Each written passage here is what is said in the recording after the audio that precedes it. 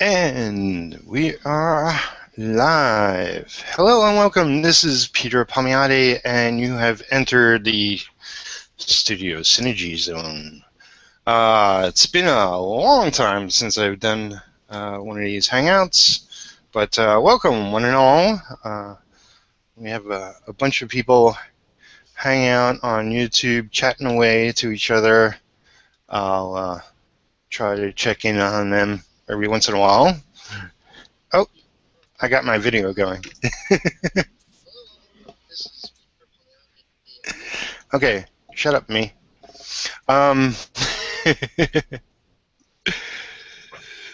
So let's see. I want to mention,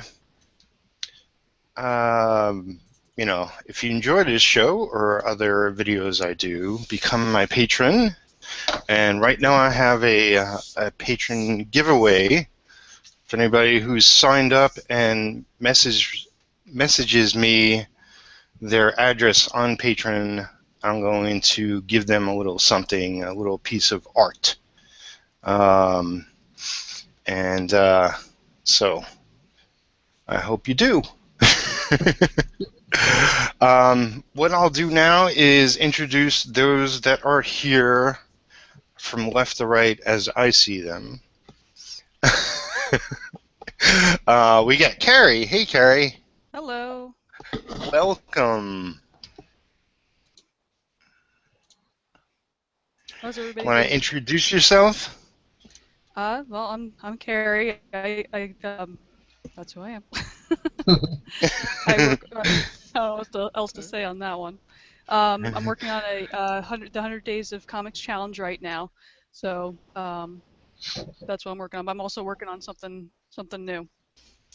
Oh, yeah? Yep. Well, you might have to tell us.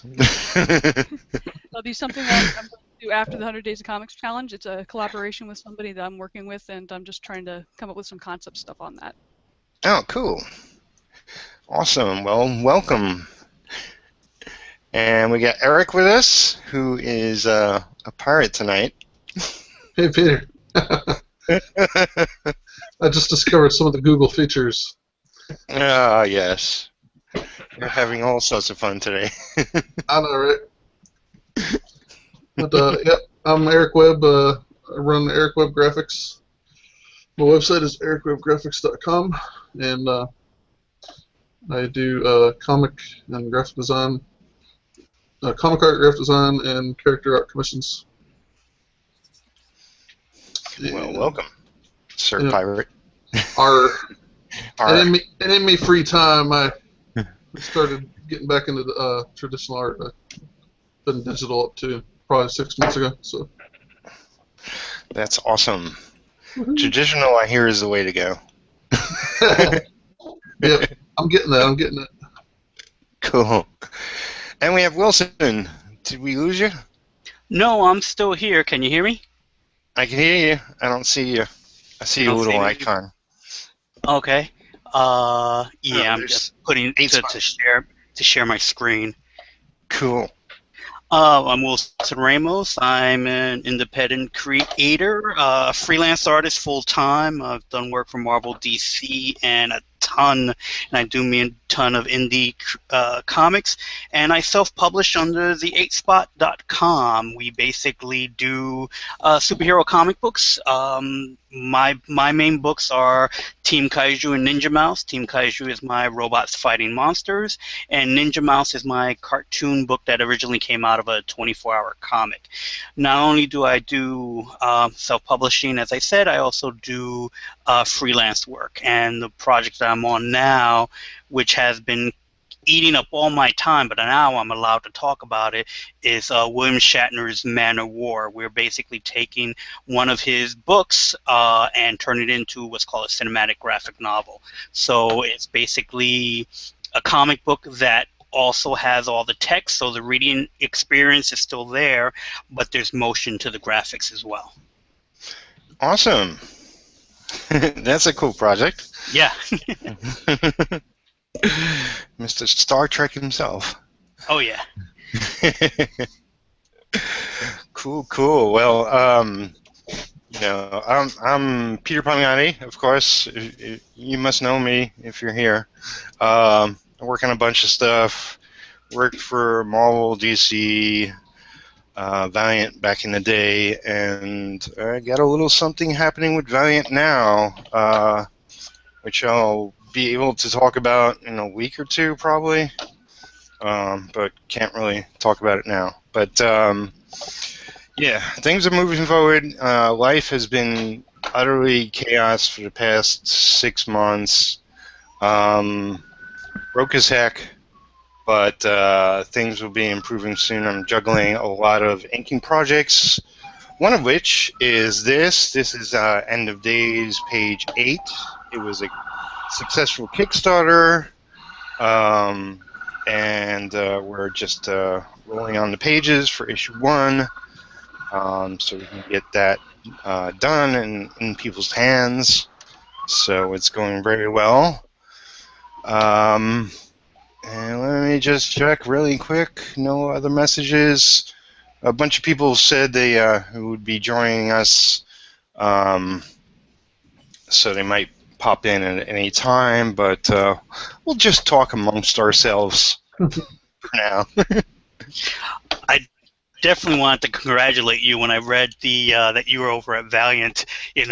My instinct as a freelancer was to go, "Hey, so do you know if they need any letterers or colorists?" but it was cool to see that you're over there again. Well, I cracked the door. I'll say that much. Whether it's going to be long term, we'll see. But yeah, it's exciting. I mean, like I said in my post, I was a background inker for Valiant back in 1994. And I loved it there, but after, I don't know, 5 or 6 months, I really wanted to dig in and get my hands on a book or at least some pages and start inking full pages for them.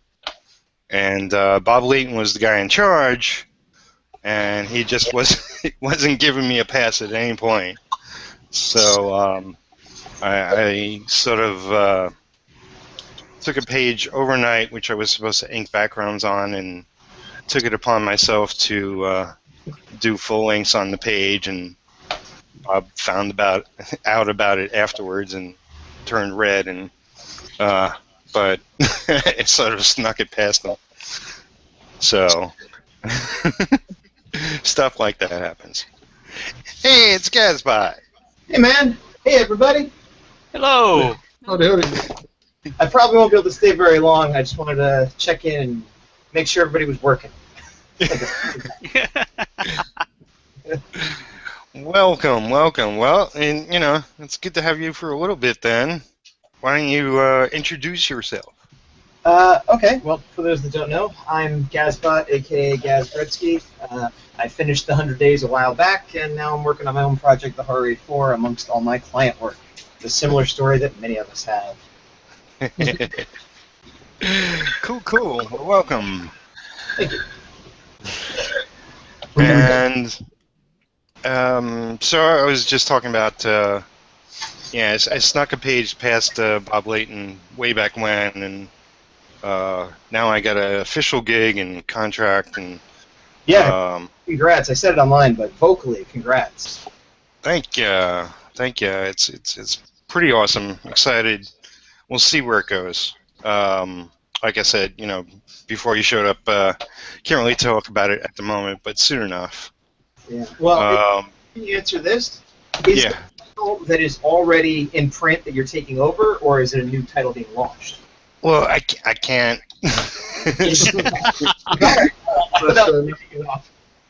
Will it be a comic book that you're working on? Will you on the planet Earth? Well, I think you could say that, yeah. It will be something that's printed. Ah, printed. Okay. Well, clearly it's actually more. I'll just be that vague. But it's cracking the door, and we'll see how much further it goes. Of course, I owe the whole event kind of thing to Barry McLean, otherwise known as Staybroke, my penciling partner. You put his name around. Is he in the D100s or the Artcasters or anywhere else that I may have, Well, he's in the Artcasters group, but I don't think he's posted. He might have posted one or two things there, but mostly he just posts on his own wall. Gotcha. Well, he's juggling like six books, so he's busy. Penciling? How many? Like 6 projects. Like this is one of them. End of Days. But if you go to his LinkedIn, he's got them all listed. Gosh, no, you know what? Now that you said in Days, now I know exactly who it is because I just seen the guy working on the pencil map, but I remember you posting that a bunch. Cool. Yeah. I would be interested to know his schedule. Do you know his general how he breaks that up? He works 24 hours a day. Okay, that helps. He's got 2 little girls and I mean two kids, a boy and a girl. I don't know how you do it with a full family and a girlfriend and himself and. So he's like slave labor, is what you're saying? He's a no, not yet. He's a stay-at-home dad. Wow.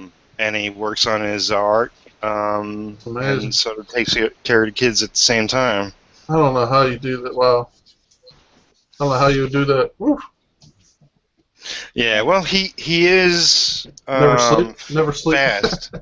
Well, he sleeps, but he's fast. He is pushing himself more than he wants to at the moment, but it's to break into better gigs, which is what we've all been about, trying to get something better. Really, so you guys are getting some, hey, work like that. Push yourself, you'd get better, So hopefully, it'd be sad if you put all that work in. It's like, well, I'm the same as I was a year ago. Oh man, that would be horrible.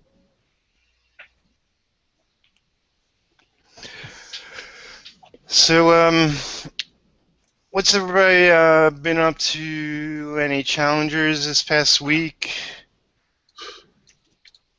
You mean new people joining the 100s? Meaning anybody in the in the hangout right now. Oh, you mean personal challenges, not challengers entering spring. Just generally in your art this week and. Yeah, actually, it's kind of like when you said that he's handling 6 projects. That was amazing because I'm handling 5. I thought I could do 5 as like my max, but I actually had to talk to the creator writer of one of them and postpone it till I get a couple other ones out from under my belt because they're off on plate, whatever. I just I thought I could handle it, but I was close, but. It's just it burns you out, and I felt like my work was suffering. So that's a tough thing to do. I'm not happy about it, but I had to say, hey, if you can wait till the end of the summer, I'll put more attention on this, and it'll come out better. I think so. Yeah, I mean, it's always unfortunate when you have to do that, but at least you handled it professionally and communicated, as opposed to not writing them back like some people do. Yeah, you got to do that. I agree, and I'm applauding you for it. But sadly, I know a lot of writers and editors and people that are like, yeah, and then my artist never wrote back, and then I heard from them 6 months later, and they said they, were busy or something. It's like they didn't write 6 months, and I used to think that was an anomaly, but I hear that all the time, and it's like I don't care how good or bad you could draw, or how busy or not busy you are. You can't write an email to say sorry, I'm going to be a little late, Yeah. No, you never. I mean, that's a quick way to fail in commission business. So, yeah. You got, even if I say it's going to be like 3 or 4 week turnaround and ends up blowing way past that, I try to update them once a week. Yeah, no, and that's the way you do it because stuff happens, but yeah, as long as you keep them in the loop, there's a certain amount of reassurance that you're doing your best and you're still on the job and it just flaked out or something. And you can always tell whenever you've been slacking on that because they start writing panicky emails to you like, so where we at? Where we at? Yeah. I'm like, oh, man, I better tell them where I'm at. So I've gotten in the habit where, like, yeah, even if I'm not done with a step, I'll send them what I've got done so far. Yeah, Even if I feel crappy about it, yeah. Right, just to show progress has been made. I need to actually nail this quick, guys, but apparently I have to go right now. I thought I had more time. Oh, wow. Okay. I thought I had about a half hour, an hour, but I got a text from the wife like let's go. I was like, okay, I guess I'm going. All right, well, good I'm talking going to to do these weekly, so. Cool, man. Come again. Sorry so quick, but hopefully somebody will fill my spot. Have fun, guys. All right. Take care. care. Bye. Bye. And that was Gaz. But going back to what he was saying, it's like, yeah, if you at least send a progress report to your editor and just let them know, here's where I am, I'm almost done. 9 times out of 10, they're just happy that you're communicating with them, and then you can get, a little more time because sometimes you just find out it's like I just needed really one more day. So it's like, sure, you want to get it in that day on, on a Thursday at 5 o'clock, and you realize that you just have a few more things to do, and then next thing you know it's like it's 9 o'clock at night. Then you're done, but again, it's like you just needed those few minutes, or sometimes you got to walk away from the project because you might be a little burnt from it, and it's like I feel like I got hours left to go. You take a break, you go to sleep, you wake up the next day, and it's like, 10 minutes later it's done. But that night before, it just dragged on. So it's like, again, as long as you keep communicating with people and let them know, it's like it's on its way, just one more day. Yeah, especially if it benefits it, if it'll actually come out better if they wait a little bit. Or Yeah. Yeah. they should understand. It's funny what Wilson just said. That happens to me a lot. It's like I could be a half hour from being done, but it just looks like hours of work to me because I've been working so long, and it's like, I just need a break. I just need sleep or whatever. And you go back to it, and it's like, I have finished it. It wasn't that bad. Exactly. You just didn't need. You just needed those just few. First you needed to rest, and then that was it. Then you're flying through the pages. I've done that many a times, where it's like, I just needed to just stop for a while and just take a break and walk away from it for a little while. Because you can easily burn yourself out. Oh yeah. So with the amount of projects you do have going on, Eric, how do you juggle that? I try to guesstimate how much time each thing's going to take. I got one that takes twice as long as the others, seems like, per step, and I got one that seems to always flow really fast and nice, and 3 are eventual publications that come out, and then 2 are webcomics, so I always have to get those webcomics done. The one publication I've got some slack on, a little ahead on. The one that takes the longest I got ahead on, so it's probably one of the smarter things I did. But and then the one, the artist creator's dying to have it done by, I'm thinking convention season, like the end of it, like end of the summer, wants to have it done. I really just get that impression he hasn't actually said. And that's one thing, I like when they give me a hard deadline to shoot for, but whenever they kind of keep it vague until like suddenly we're looking at it coming up, I'm like, tell me I can plan better ahead of time. Well, then the third one is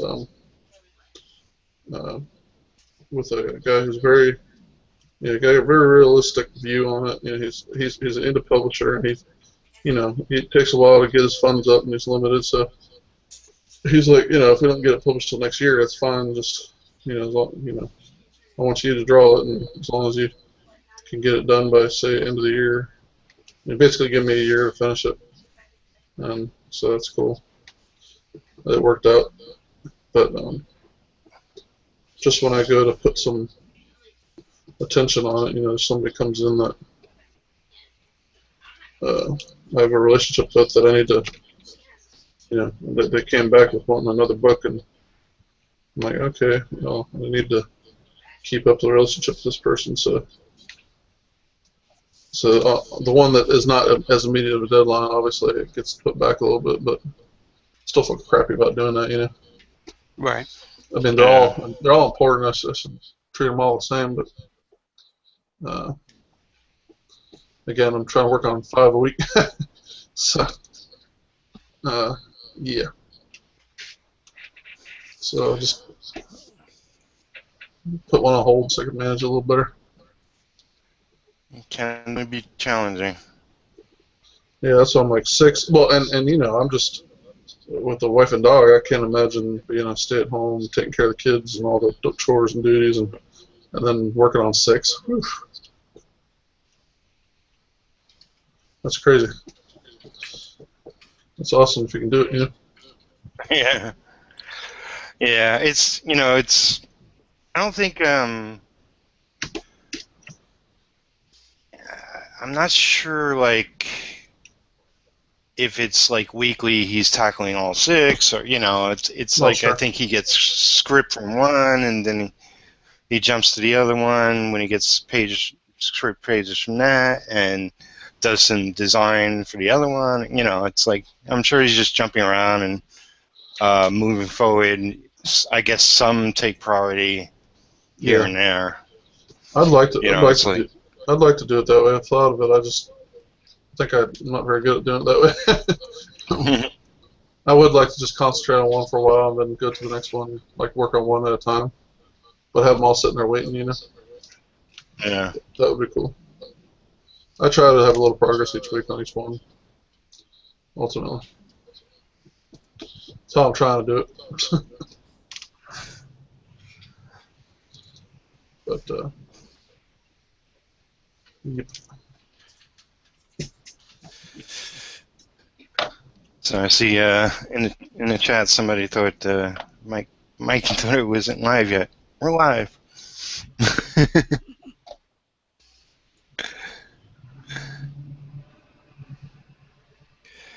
So,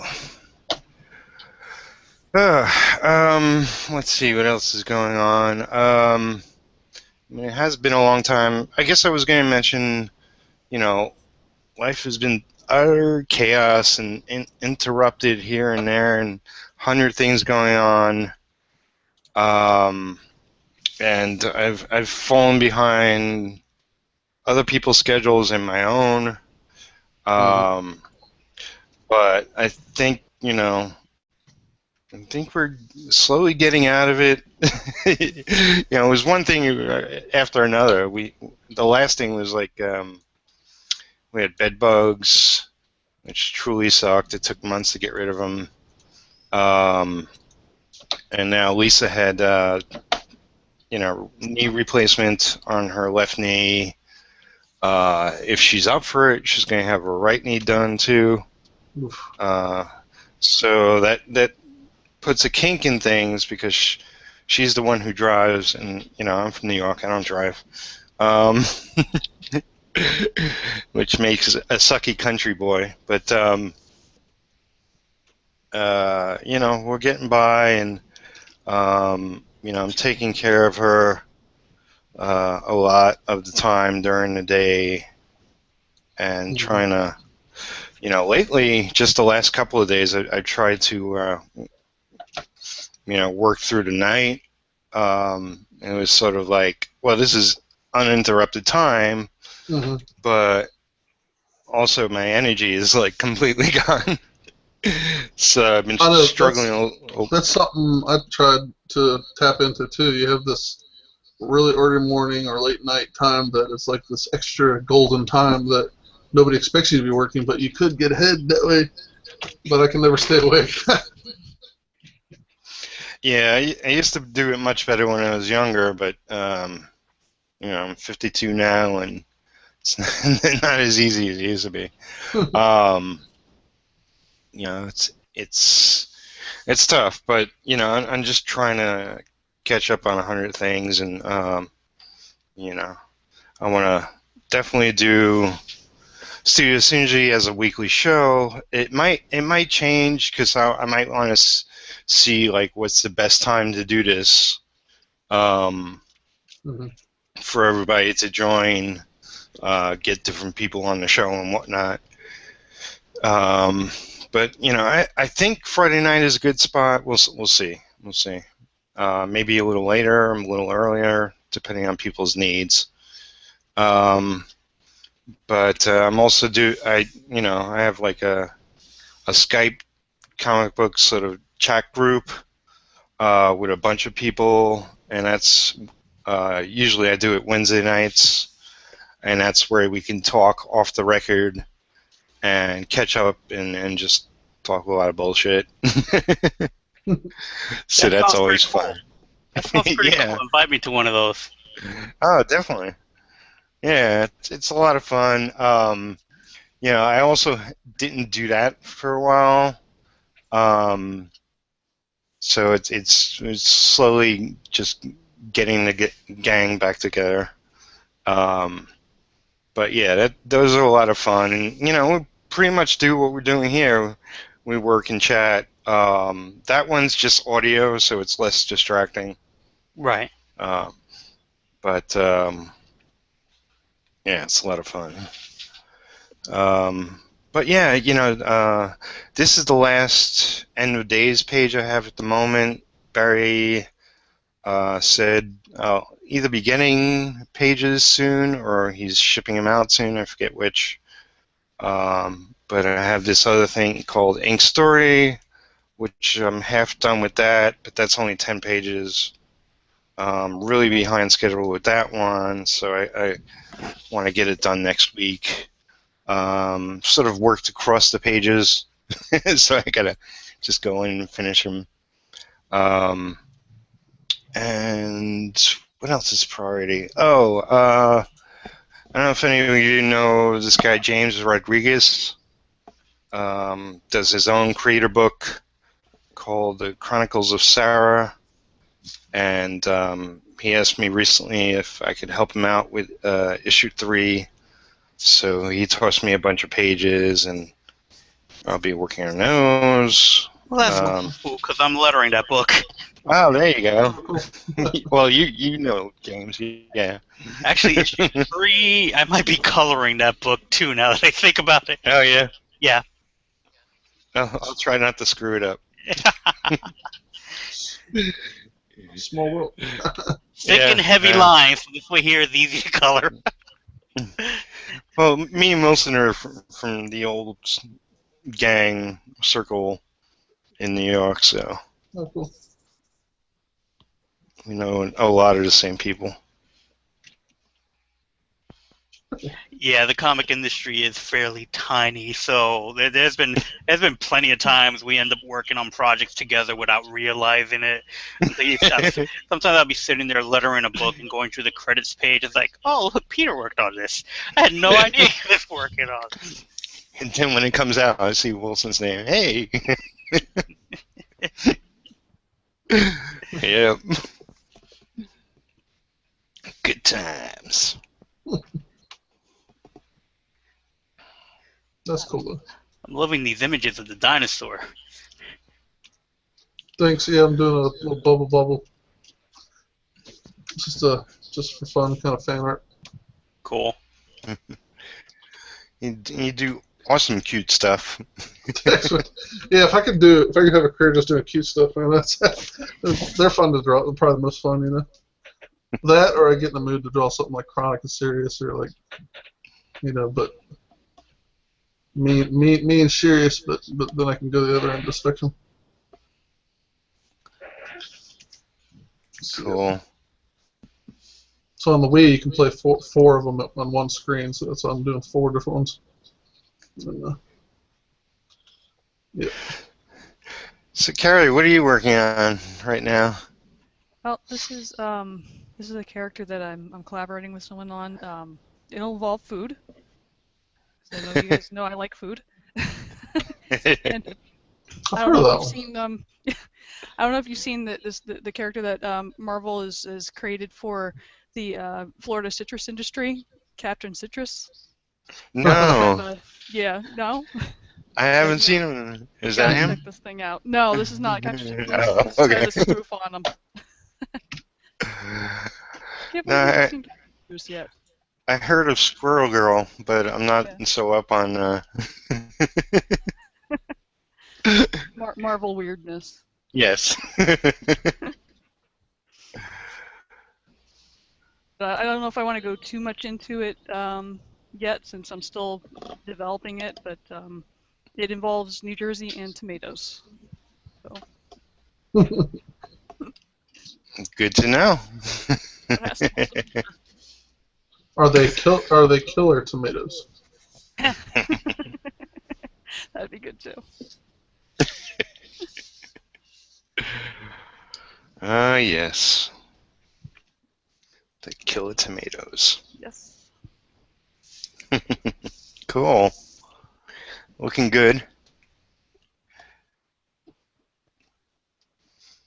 And you're using Manga Studio EX. I got just, is that 5? That is 4EX. I haven't gotten 5 4EX. yet. Yep, haven't Okay. graduated yet.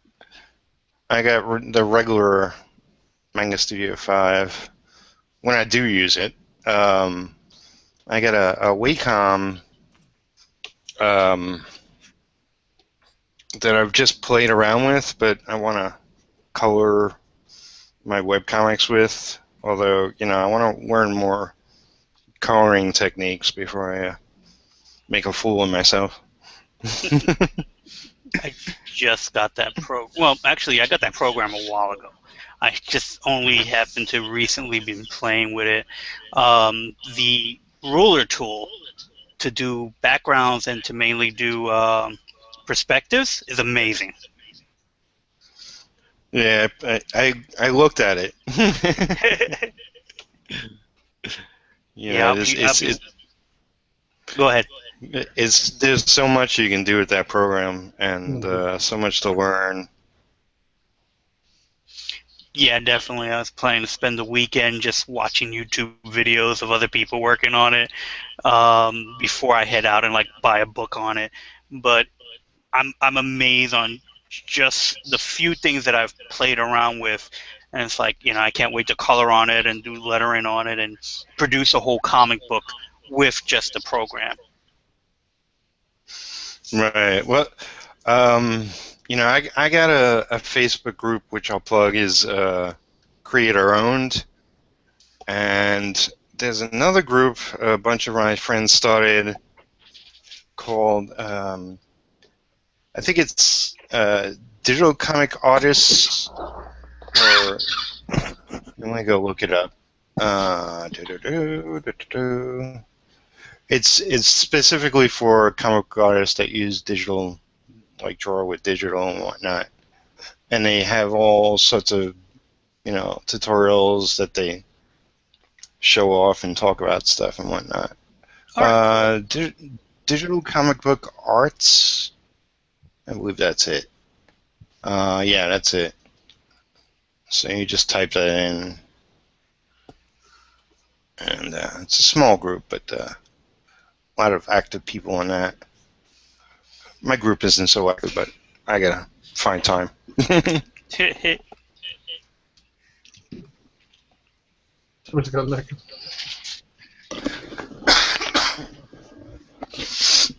But yeah, so you could find a lot of resources and whatnot, and people giving advice, and if you have any specific questions or whatever. Yeah, it's amazing on all the information you can get now.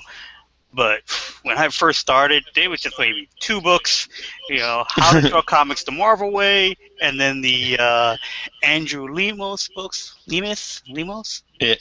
The dynamic figure drawing, and then that was about it. And then maybe you discovered George Bridgman if you're lucky. And then as you get into the industry, people will be telling you about other books and stuff like that. And then so many books that are really good but without a print. Yeah. Yeah, I mean, it's a different world from when we're young, looking for anything. Yeah, now all you gotta do is just go to YouTube and type in, how to draw whoever, the Hulk, and there'll be someone drawing it there. And then what I'm more amazed is that, you could watch Todd McFarlane drawing. Yeah. You can watch Zombie Cinema or Jack Yep. Kirby. They got videos. Yeah, it's I posted something on my Facebook wall. Might have been a couple days ago or something. I think it was Masters of Comic Book Art. It was something that Holland Ellison put together. A 6-part video with maybe 8 or 10 comic book greats: Jack Kirby, Will Eisner, Art Spiegelman, Steve Ditko, Bernie Wrightson, bunch of people. And you saw a little clip from everybody but Steve Ditko. Steve Ditko was just audio. Okay.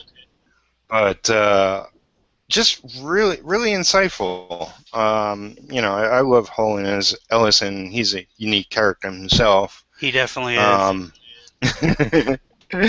But yeah, I thought it's definitely worth a watch. That I definitely have to look up. That's something that I should have seen that. I'm quite surprised that slipped through my But that's radar. just the thing. So much on there to check out and watch. But it's definitely so cool to see like masters you grew up admiring and buying their work and just talking about, like Jack Kirby talking about Galactus and Silver Surfer. It's a short clip, but I thought, wow, that's amazing. I never realized, just his perspective on it. I mean, it makes total sense, and if you check it out, you'll see.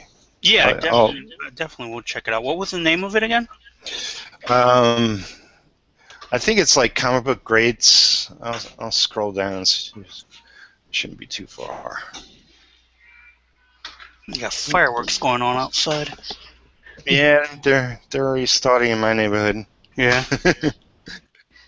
As long as they don't blow up anybody in the immediate vicinity. I know, but it freaks out my cat. He jumps up at attention. It's like, are you going to do something? Because I don't think you are. Okay, it's called Masters of the Comic Book Art, and it's 6 parts, and it's on YouTube. Harvey Kurtzman, Jack Kirby, Steve Ditko, Neil Adams, Bernie Wrightson, Mobius, Frank Miller, Dave Sim, Art Spiegelman. It's awesome. Yeah. So if I remember, I'll put it in the links below, which I'll include everybody who's on the Hangout. Cool. That I'll definitely will check out.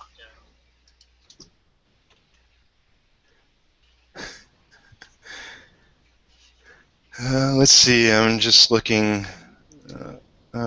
Looks like conversation died, but just going back a bit.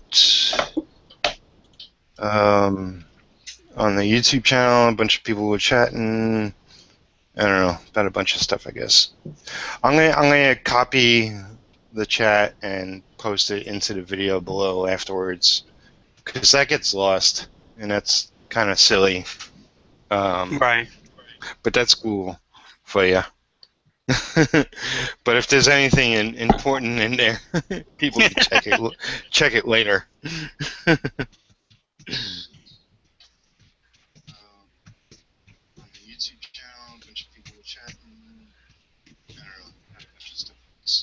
I'm hearing myself. That's what I mean. There's an echo. Somebody's got speakers on or something. That's weird. And let's see where it's coming from. Whoa.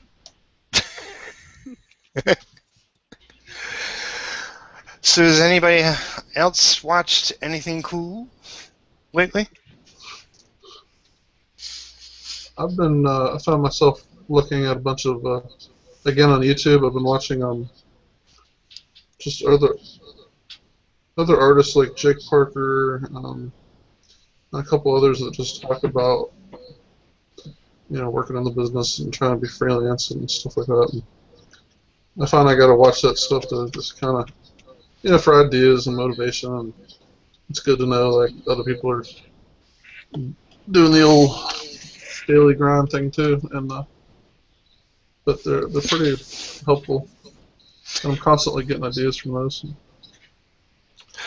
Yeah, it's like everybody I know, checks out a lot of YouTube or podcasts. People in the industry, you always want to be somewhat in the know. See if you're missing out on something or new techniques or just new programs or websites or whatever the case may be. Even if you just stick to your own tools. It's good to broaden your mind every once in a while. Stay ahead of the competition. Or just find out what the competition's doing.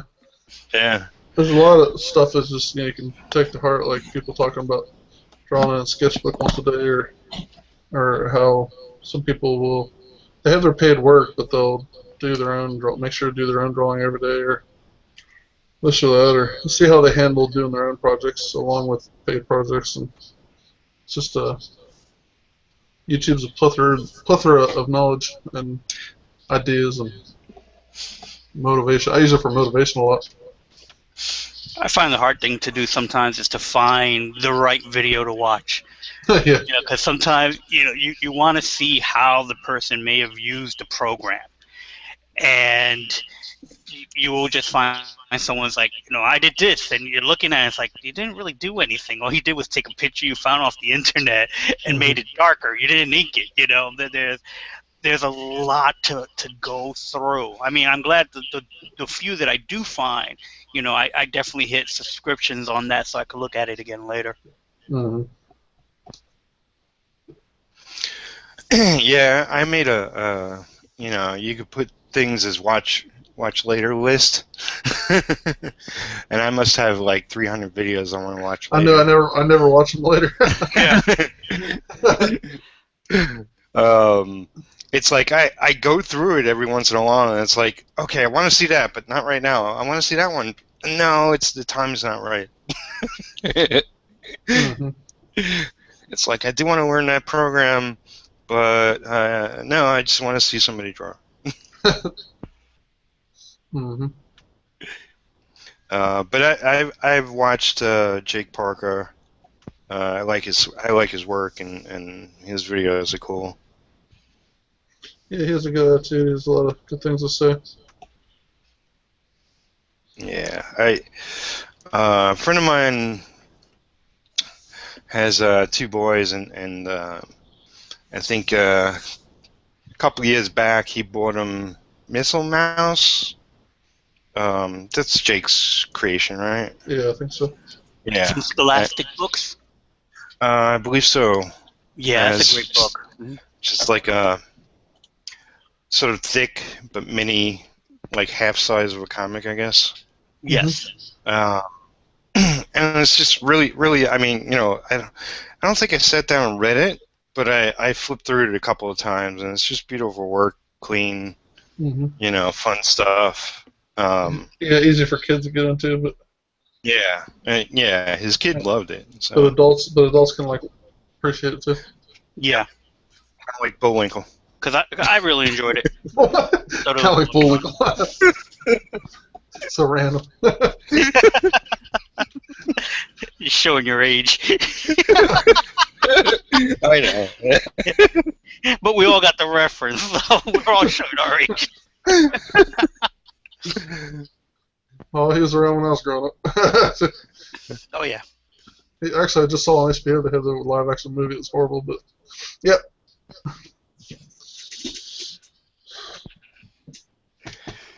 Oh, so there's Leonardo in the chat, and he goes, there's a nice intro video on Manga Studio by Dave Gibbons.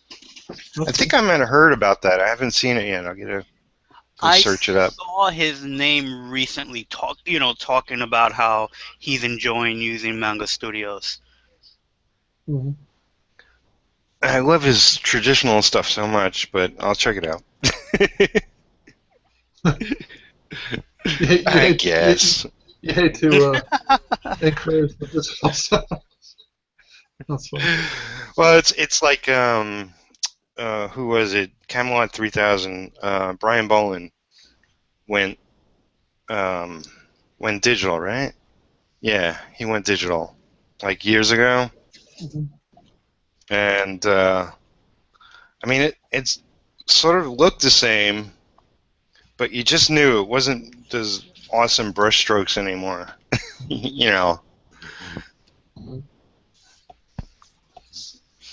Yeah. That darn digital artwork.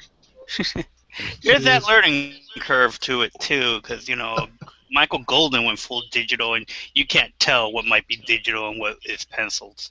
Yeah, you can get a good pencil look. And I notice a lot of them who start out traditional will draw the same way on the screen and take just as long, but there's actually, I wonder if they do that consciously or it's just because it's how they know how to do it. You know. Right. But you can make it look just like finished pencils almost. It just takes just about as long. You know? I mean, there's a guy I love, Michael Golden, but I love his earliest stuff. I mean, like, everything I look at that he's done is great. But there was something really special about his earlier work. I mean, around Micronauts time. I like Micronauts, yeah. Yeah. And I like his Marvel fanfare stuff. They need to bring that back. That's where I really got into his stuff. What was Marvel fanfare? Marvel fanfare. It was a kind of like an anthology book. It was printed on what was called Baxter paper, so it was a more expensive thing, but the art looked wonderful on it. He did the first 2 issues, and then he did issue 50 or something like that. They were always Spider-Man books, and I was a huge Spider-Man fan. And the 50th issue, if the number's correct, I'm just pulling a number out of the top of my head, it was Spider-Man versus the Hulk. And it was a great story about the Hulk smashing through the Bronx, and there was like an alien parasite that was stuck on him. So it was up to like Shield to chase after him and Spider-Man, who at the time happened to have a cold. And it was one of those things like, so here's Spider-Man who's sick, trying to capture the Hulk, and Shield getting in the way, but beautiful artwork. And if I remember correctly, that was also a time Golden was coloring his own stuff, and he was doing some really cool things that he knew the printing process so well that he was doing effects that you really couldn't do at the time. He also did that for a lot of his G.I. Joe covers, where he would do things that were that the artwork would almost look like the animation. They almost look like cell paintings because he did so much coloring himself. Yeah, it definitely helps them know the process on the other end. You can do a lot. But it's like Klaus Janson started coloring Daredevil, and I always loved Klaus's coloring, and that was before computers, and that was, he was using every technique he could, and more than a lot of other people were at the time. It's just like really fun, gorgeous stuff. Like he'd do sunsets and have like the big sort of comic book dots going on in color and just different kind of things. That's good. That's cool. I didn't realize that Klaus did coloring. I always knew him for being the inker, but I didn't know he was doing coloring as well. That's cool. Yeah. And then, he pencil inked and colored stuff. I think more DC maybe. I think the penciling was more DC. Yeah. That's cool. But, that's something I'm trying to do is the art of less is more. You get caught up in the flashy graphics and the rendering and all this stuff, but sometimes just the colors you pick and how you use them is powerful, more powerful, you know. So I'm trying to. I'm always experimenting with that lately. Yeah. Um, I'm really picky when it comes to coloring, especially computer coloring. Mm-hmm. There's a ton of great colorists, Mm-hmm. but I don't know. You really have to be different to stand out because, I flipped through too many books and they all look the same. It's like, yeah, it's amazing coloring, but it looks so much. It just blends in with everything else. There's nothing that stands out to me, Right. And it's hours of work, I'm sure, but you know. Doesn't matter if it doesn't look unique or. Yeah, it's all about looking unique, in my opinion. And sometimes that could be in what you don't put in it, or how simple you choose to keep it. I think, and I'm trying to really find that. Yeah, I mean, well, Frank Miller did Sin City, and that pretty much stood out. That's the simplicity you get. Yeah. Yeah. It's black and white with one color here for accent. Yes. Let's see. So somebody mentioned in the chat. There's also Stanley comic book greats. Yeah, that was a good McFarlane, Lifehold, Jim Lee. Yeah, I've seen a bunch of those. Yeah, I think I have the McFarlane one on video cassette. I still have that somewhere. Is that before he gave Marvel the finger, or is it? There's a lot of Spawn stuff in that. So I think it was just before, he came back, played nice with Stan. Yeah, I think that's what it was. He was probably ready to jump ship, and it's like, well, I'll show artwork, but I'm only going to show this. Mm-hmm. And that's the one where Jim Lee started to draw Superman, which was interesting. Precursor to him basically owning DC, or basically running it, owning. I don't know if he owns it, but but he started drawing Superman, and Stanley noticed that like early on. Said, "Oh, can we have some facial hair, or change up something so it doesn't look like a certain other person from a certain other company?" And he come then years later he's drawn Superman and killing it. I mean, you're doing really good. But it's funny he preemptively was drawing him. Like, maybe he was always a fan. Maybe that was always his plan to go to DC or something. Who knows? Who knows what works in the mind of Jim Lee? Mm-hmm. Apparently, lots of obscene details. That's what's in there. Lots of obscene details and characters for years to come. Can't draw the simple stuff anymore. No. Let's have lines where I always loved his work. Oh, he's an awesome artist. I mean, Batman Hush is my favorite thing he's done. Yeah. Especially if you get the all pencils edition. It's all his finished pencils before they're anchor color. It's just amazing. How much finish he puts on a pencil page before even So no, absolutely not dissing his work. Yeah. I really do like the fact that they do editions like that because for years you could never see pencils. No. There was, I forget the magazine off the top of my head. I think it was called Comic Insider. This is a precursor to Wizard and magazines like that, where you never really got to see the pencils because you only got to see the finished work.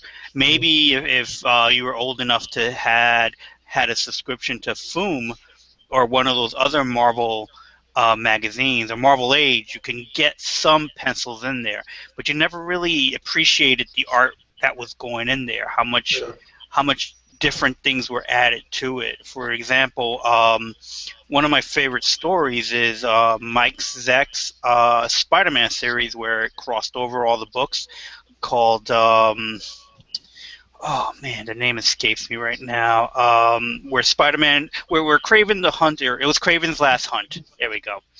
And that was penciled by Mike Zeck and then inked by, I think, Bob McLeod. And it wasn't until fairly recently that I got to see the pencils on that, and I didn't really appreciate how much work the inker put into that book because of just, I don't know if it was because they were under the gun, so Mike Zeck was just doing light pencils, and the inks on it are phenomenal. How much detail was worked into it, and we never really see that. We see it now, where people are showing more of that type of work, but back then it was very hard to find anything like that. Yeah, you used to have to go into the Marvel copy room and steal it. Yeah, if you were lucky enough to be working there. I mean, I got pencils. Believe you me, I do got pencils now, copies. But again, it was like, Yeah. for the people who were starting out, if you didn't get the Marvel tryout book, I don't know how you were practicing inks. Mhm. Yeah, but now it is like, besides like them doing pencil editions, there's many, like on DeviantArt, you could see a lot of people that do comics and they post their pencils. It's so cool to see like the process basically. You check out the artist and his pencils, then you go find the inker, and they're probably posting the inks to that page, and see the difference and learn so much. Yeah, there's definitely a better time to study comic book art now. I wish I had YouTube when I was growing up. It would have made the process a little easier. Mhm. Yeah, you find what you want to know. Yeah. It's so hard before. Yeah. So I wanted to mention, let's see. I also saw Stan Lee with both John Romita and John Romita Jr., which was pretty awesome. And they were both drawing and That was a really inking. good one. Yeah. Yeah, inking each other, and Stan Lee was making fun of both of them. And so I want to mention that. There's actually And something I always remember from that is John Romita Jr. talking about his deadline style. Sure, he wants to be a perfectionist like his dad, but he's got a style where it gets the job done quick. And oh yeah, there that was always sticks with me. I'm not sure what it was part of, but just a interview with John Romita, it might have been Stan Lee, where he talks more about that. And I mean, John Romita Jr. is really fast. Mm-hmm. I think an amazing artist, Mm-hmm. and yeah, I remember he showed up in Times Square for charity or something, and was doing Spider-Man drawings for everyone. Spider-Man sketches to get into the Guinness Book of World Records.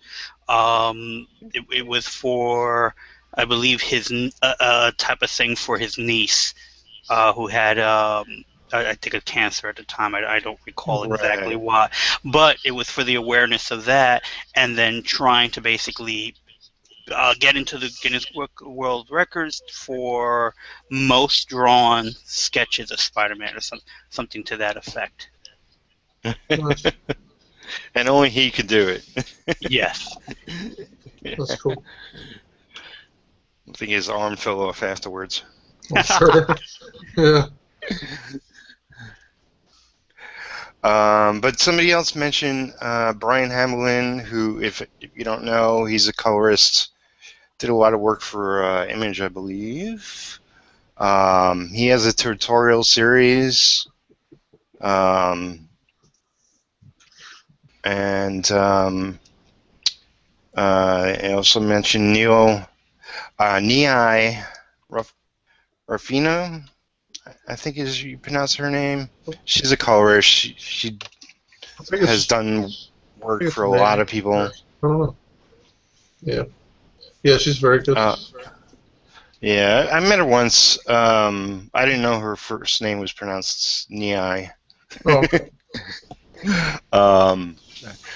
But she's awesome. She's cool. Cool peeps.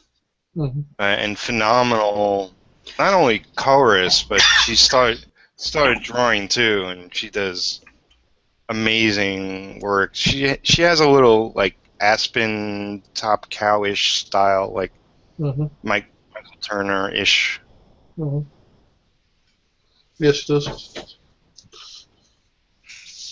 Just got Kent Bell. He realized how good she was early on. He seems to use her for most of his stuff. They work pretty good together. Yeah. I mean, their two styles together work really good.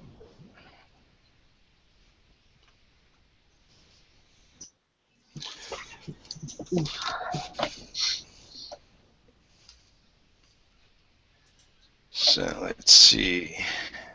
We got 5 people watching. Hey, hey. Hello, 5 people. Hello, 5 people.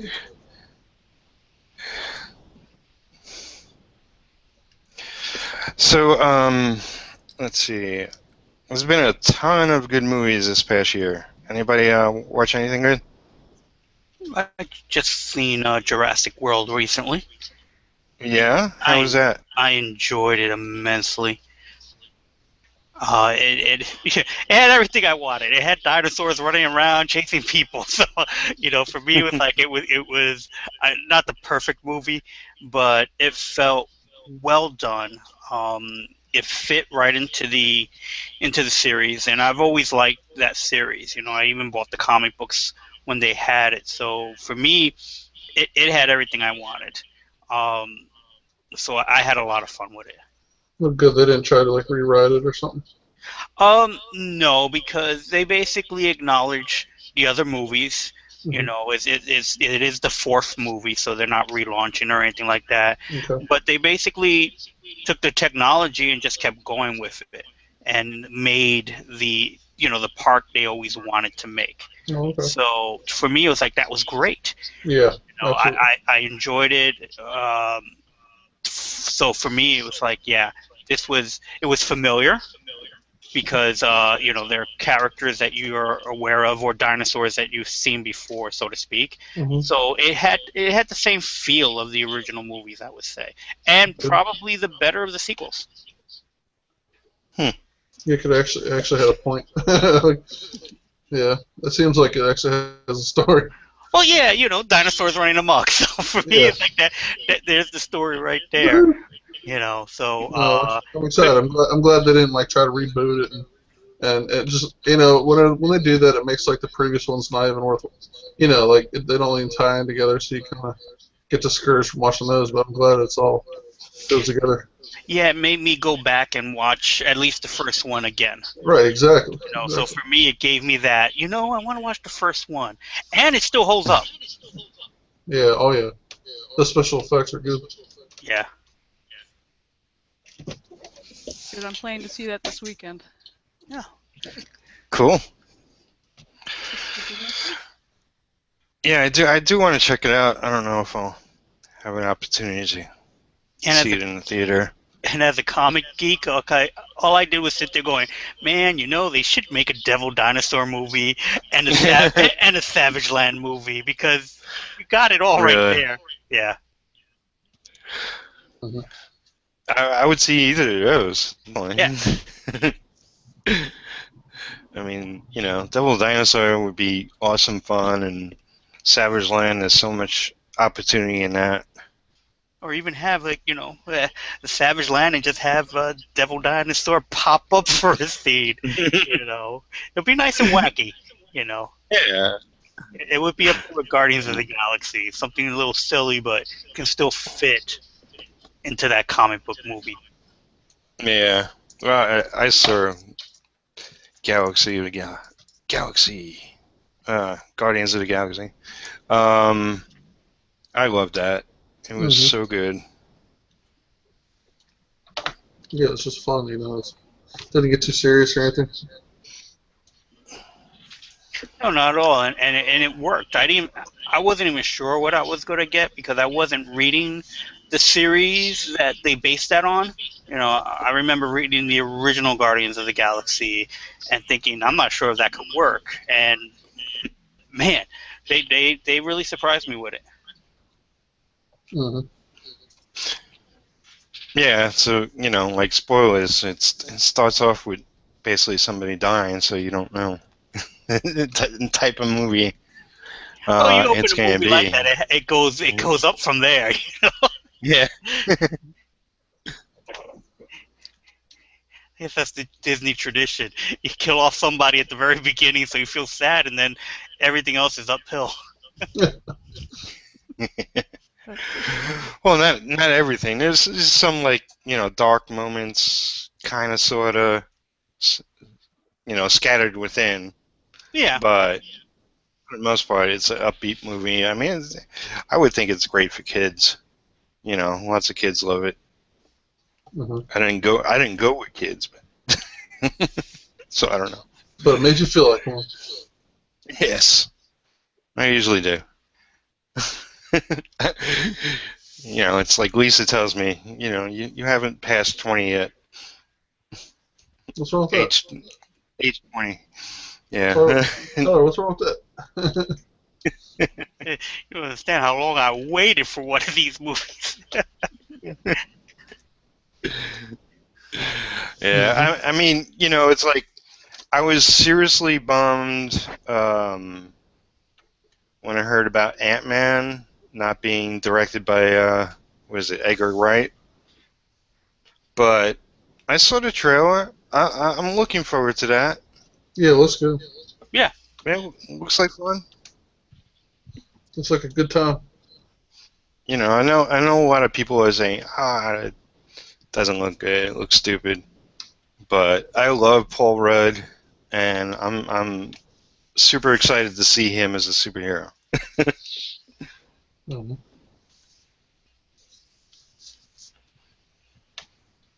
Yeah, I think Guardians kind of proves you could take someone who you may think is goofy, but turn it around and do that thing that superhero books do, or you take who might be the loser, or the guy that's you think is going to run away and turns around, and it's the whole human condition of comic books. Yeah, exactly. What's that show he's on? Park and Recreation? Parks and Recreation. Yeah, I've seen that show, and I've seen, Star-Lord in that. Was it Chris Pine? Chris Pratt. Chris. Yeah, I've watched that show. Does nothing for me. Yeah. I could care less. Very dry humor. Yeah. Yeah, has a couple of moments, but Sure. and it's like I didn't see his full potential in it. I mean, he's like, he's kind of funny, but in the movie, he's outstanding. Yeah. Yeah. And he's just as good in Jurassic World, and it's not like he's playing Star-Lord in that. He's just playing a cool character also. Cool. But I want him to be Star-Lord versus dinosaurs. It kind of is too, but not. I heard maybe he was going to be up for Indiana Jones. That could be cool. They've been saying that for a while now. Yeah, I don't know. We'll see. Yeah, who are these people saying? Yeah. Mainly Peter. Mainly me. Peter's hoping. I keep saying it, hoping that it'll happen. It will. Just believe. No, it's like, I know, like, a lot of times Hollywood would put Brad Pitt, the actor, just to get investors to invest in. Just like drop a name. Mm-hmm. So now they're using his name, I guess, for stuff.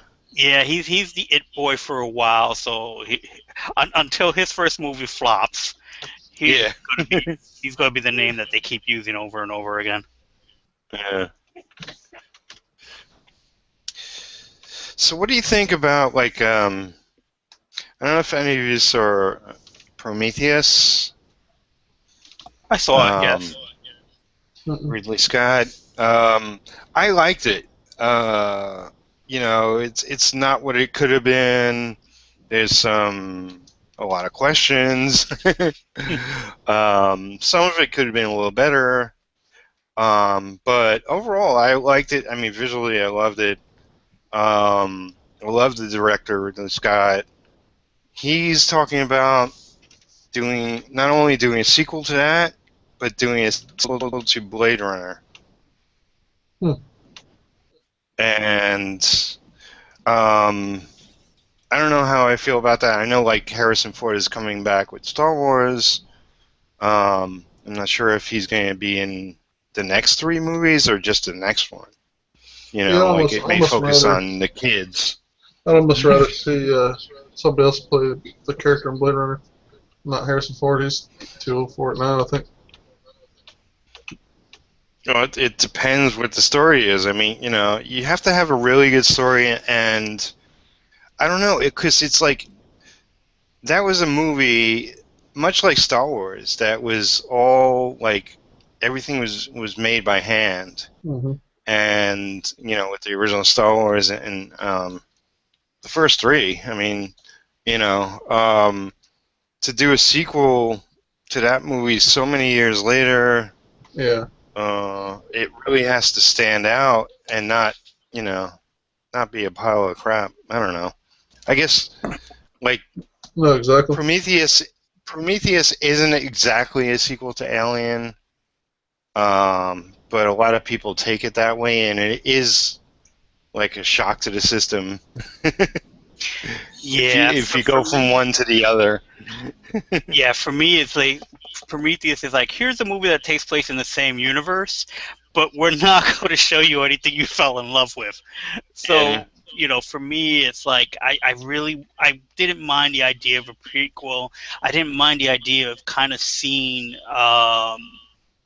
the I forget if they tell us the name of that race that we kind of were introduced to in Aliens as we used to call them, like the elephant creature, and then now we find out it's an exosuit.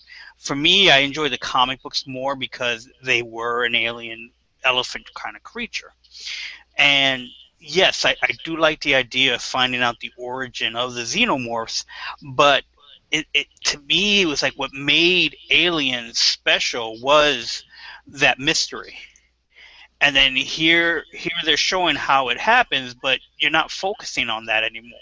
So design wise, yes, wonderful. Story wise, yeah, I would watch a sequel just to know where they're going with it.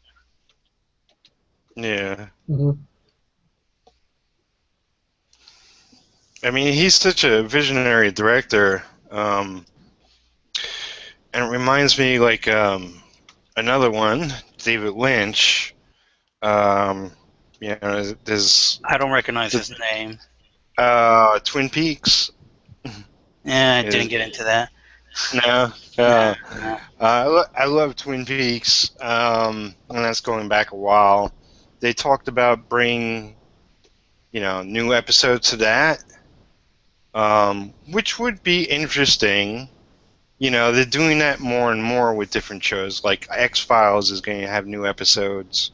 Right, X-Files is back. That's weird. 24 had episodes. Heroes is going to have more episodes.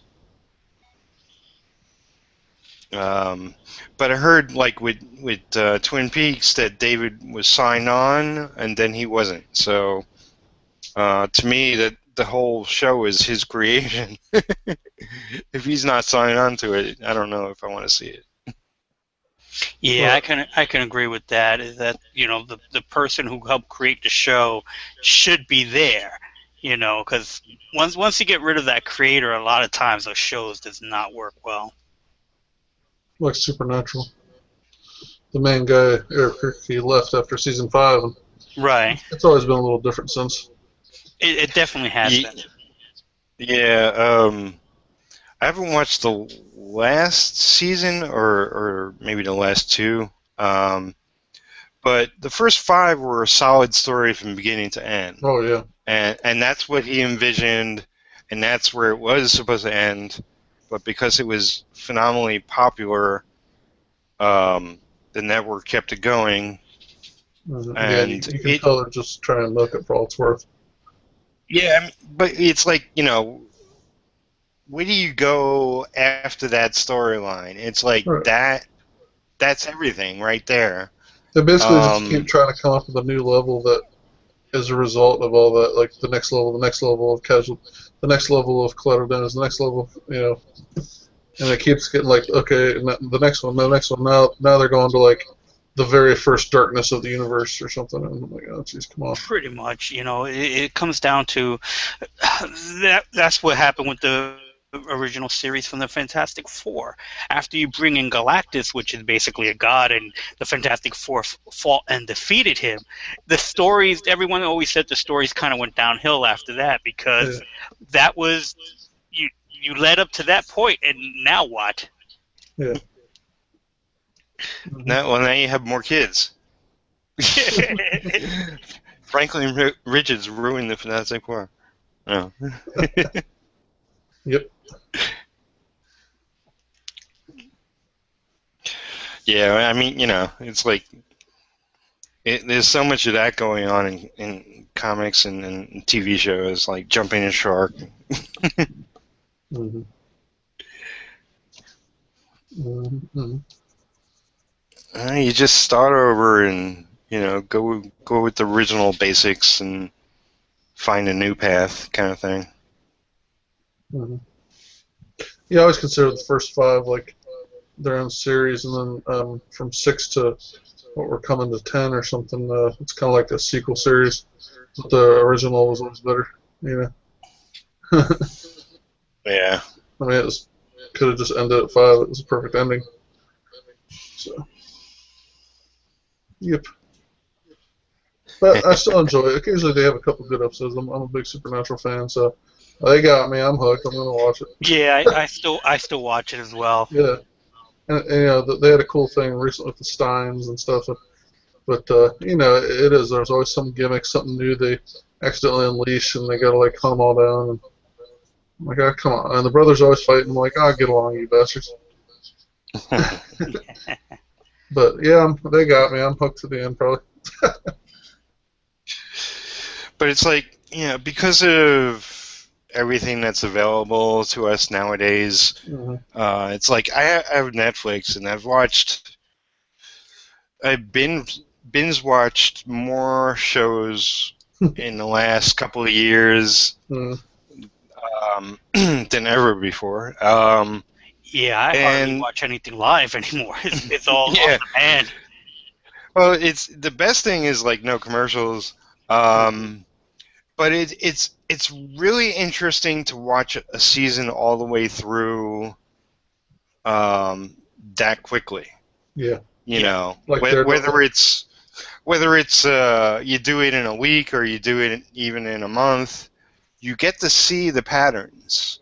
And as a wannabe decent writer, I'm seeing more and more patterns, before me as they're happening, and it's like, oh, okay, I see what you're doing there. Yeah, and it's nice. Like, well, I think Daredevil was the first one where they actually released a season altogether. Like, or did is the New Black do that too? But I think House of Cards, I believe, started that. right. But I think Netflix is the first one to actually just do a whole season. Yes. At once. It's crazy. Yeah. That's awesome, though. They're actually experimenting with releasing something weekly. Oh wow. I think it's like a show called Between that I know Lisa's watching. It's sort of like Logan's Run, where everybody young is alive, everybody older than 21 is dead, and it's some sort of virus. So it's like a town of kids and surviving. I don't know, some weird thing. Wasn't that the plot of Jericho? Uh, Not Jericho, the other one. They came out around the same time. Or The Island. No, that wasn't. No, it had one of the guys from 90210, and yeah, everybody. I love that. Everyone had died. All the adults had died, and then all that was left on the planet were the kids. And then now it's 12 years later, and all the kids are grown up, and they're just living in this, world where everything was destroyed. Saves on prop costs or environmental. No, we call it settings, building settings, or having to do location shoots, or Yeah. it's just The Cosby Kid, the oldest one, Malcolm Michael Jamal Warner. Yeah. Yeah, He was in it. Yeah. Yeah.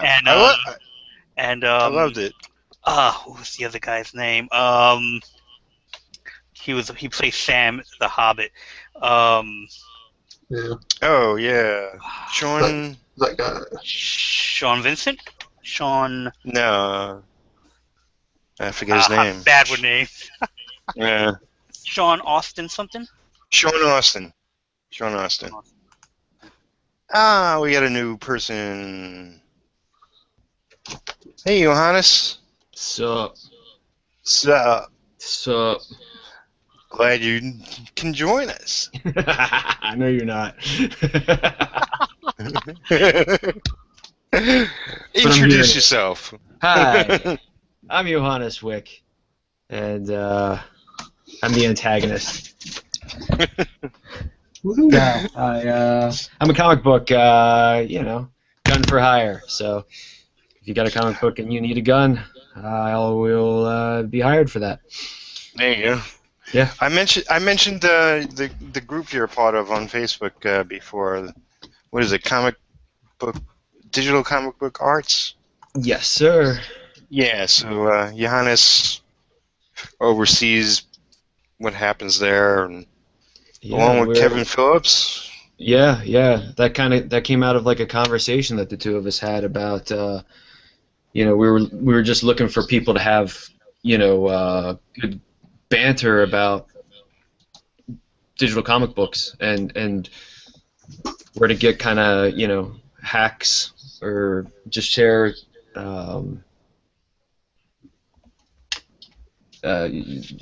information. Yeah. Kind of like on a semi-pro level, So it's attracted some pretty interesting people, and if you're interested in that kind of stuff, and we've done a pretty good job of just keeping it really friendly there. So come on by. Awesome. Yeah. And it's like everybody here is digital, except me. You're digital on some level. I could type digitally. Is that me that's causing the echo? I don't hear an echo. Okay. Anybody hear an echo? Echo. No, not anymore. There was one before where I think someone had their speakers on loud. Okay. Yeah, but just a little bit. But it's not enough to really bother. Okay. I just wanted to make sure it wasn't me, that I wasn't, coming in and creating a problem. Because I do that sometimes. So they say Sean Austin, he was in The Strain. I don't know if I said it. The Strain. The movie The Strain? Or maybe a TV show? I don't know. I think there's a TV show called that. Well, I think it's coming out. I don't think it's out yet. Oh, okay. And Hannibal, somebody mentioned, renewed for season 4. 4? I just saw the advertisement for that last night. Is that any good? Lots of people say it's great. I don't know. I'm done with Hannibal at the moment, so I'm not gonna run to see it. But Gotcha. I read Red Dragon years and years and years ago when it came out. Mm-hmm. I loved it, but I have no interest in it whatsoever. I'm not. No, I mean, there's a lot of horror I like, and I'm assuming it's horror. I could be wrong. It's gotta be, right? Or a bunch of people. It's at least dark drama. I doubt it was his college drunken years, so it had to be. It's Hannibal when he was a teenager. The angst. How he got the taste for man. Yeah. All the rodents he killed on his way up to the top. He had a girlfriend, and he ate her. No, these are all the animals he tried before man. It was rabbit. He was all right with it, but and it grew from there. Yeah. He cut all their little faces off and wore them one by one. But there's some stuff like I can't watch. I'm not so much into the what do you call it, like Gore. I don't know, Gore. gore porn or whatever. I'm not so much into that. Although there's some of that I could watch. It depends. It depends largely on my mood. Sometimes it's just fun, but Yeah. American Horror Story. I watched the first 3 seasons, Mhm. and it's a great show. Yeah. It's kind of different because they use the same actors and different characters Mhm. with each season. That's probably But the I- most original idea that that's come out of that whole thing. Yeah, and I watched the first half of an episode of season 4, and I couldn't get into it because something about freak shows Yeah. not freak me out, but I just don't want to watch that stuff. Well, they're They freak you out. yeah. I mean, they're inherently disgusting. So Well, I most of my life I lived near Coney Island, and they have a freak show there, and I don't know. It was just like I don't need to see freaks. Damn freaks. yeah, you lived in New York. It didn't matter. You saw them all the time. Yeah, I mean, it's like more freaks. Nah, I'm not gonna. Yeah.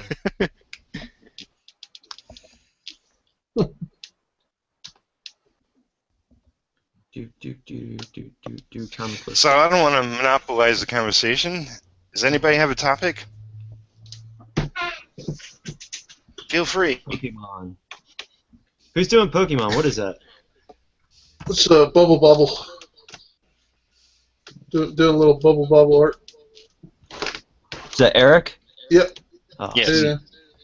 What's up, brother? You remember that game from Nintendo? Nope. And then they have a new one that got me back into it for the Wii. And Nice. on the Wii, you can play the 4 different characters on the same screen at the same time. They got all these little monsters. It's a very original game. I tried to find other ones like it, but it's all one like it. I mean, it's very original. That one, and I want to do a fan art of Dig Dug sometime. I'm just on a kick where I'm doing fan arts of like classic games that I really like.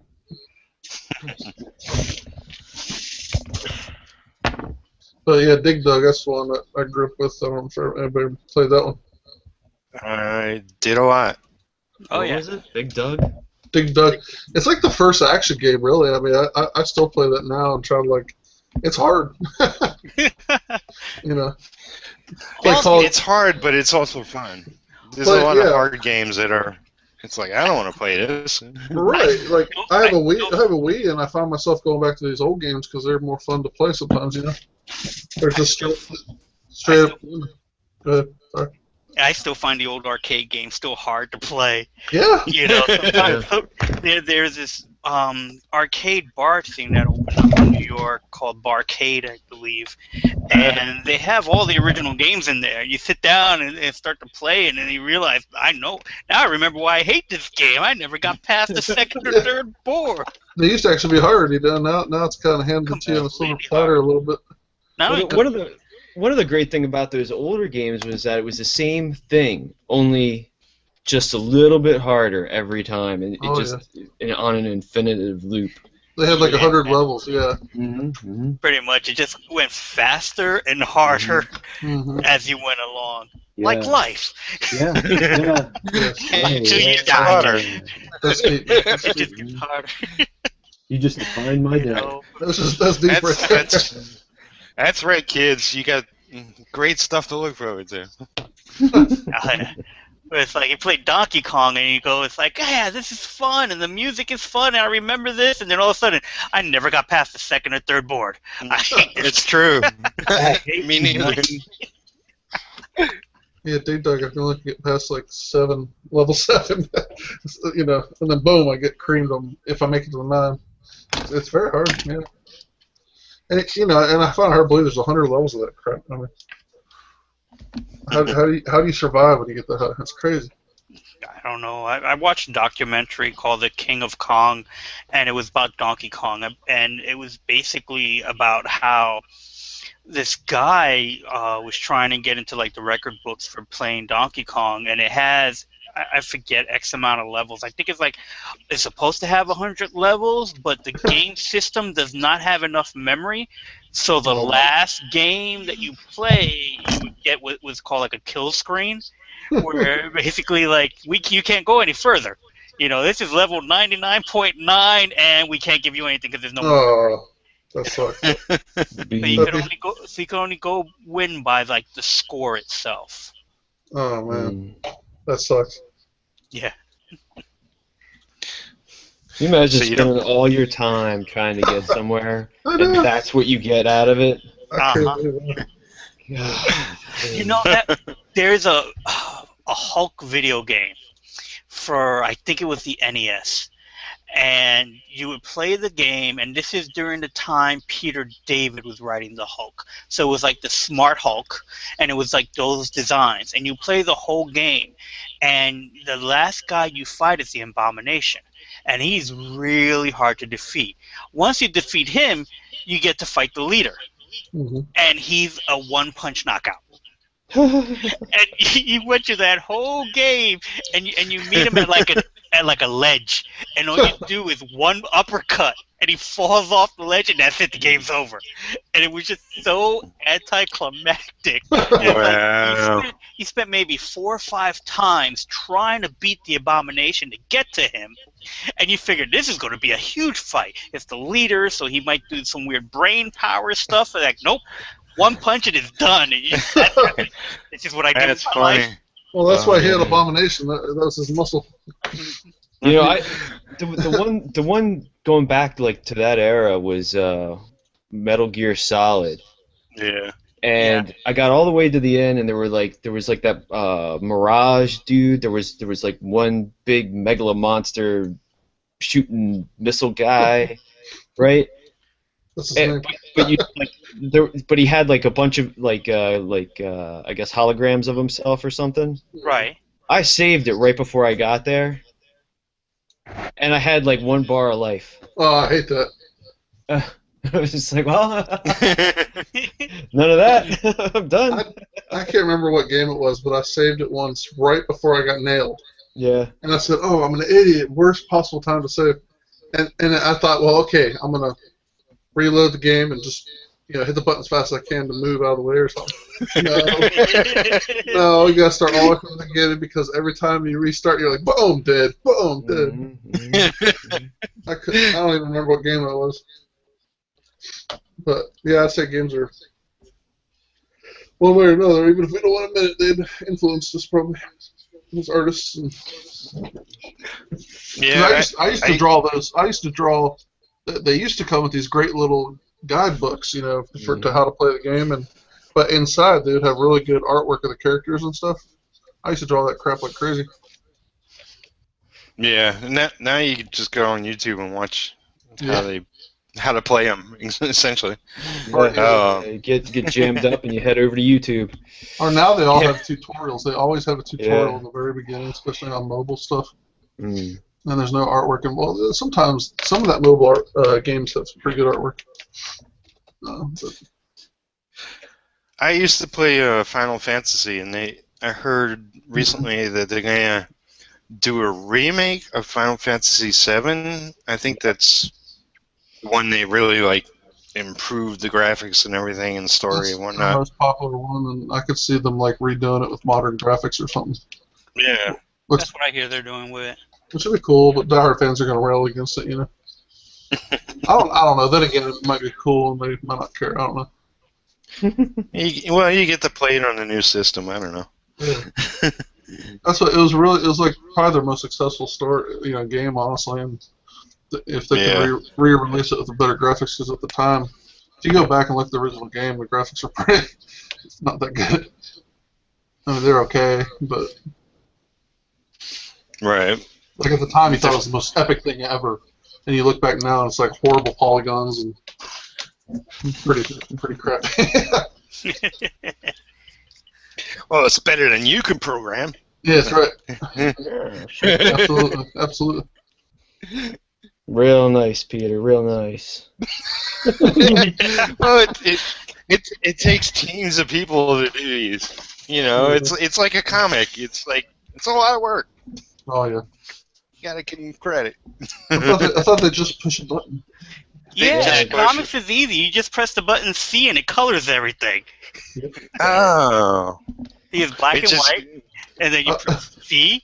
I've And been doing it the hard way all this time. I've been It doing it just wrong. spills into the right places and stuff. All the right colors just pop out just like that. That's amazing.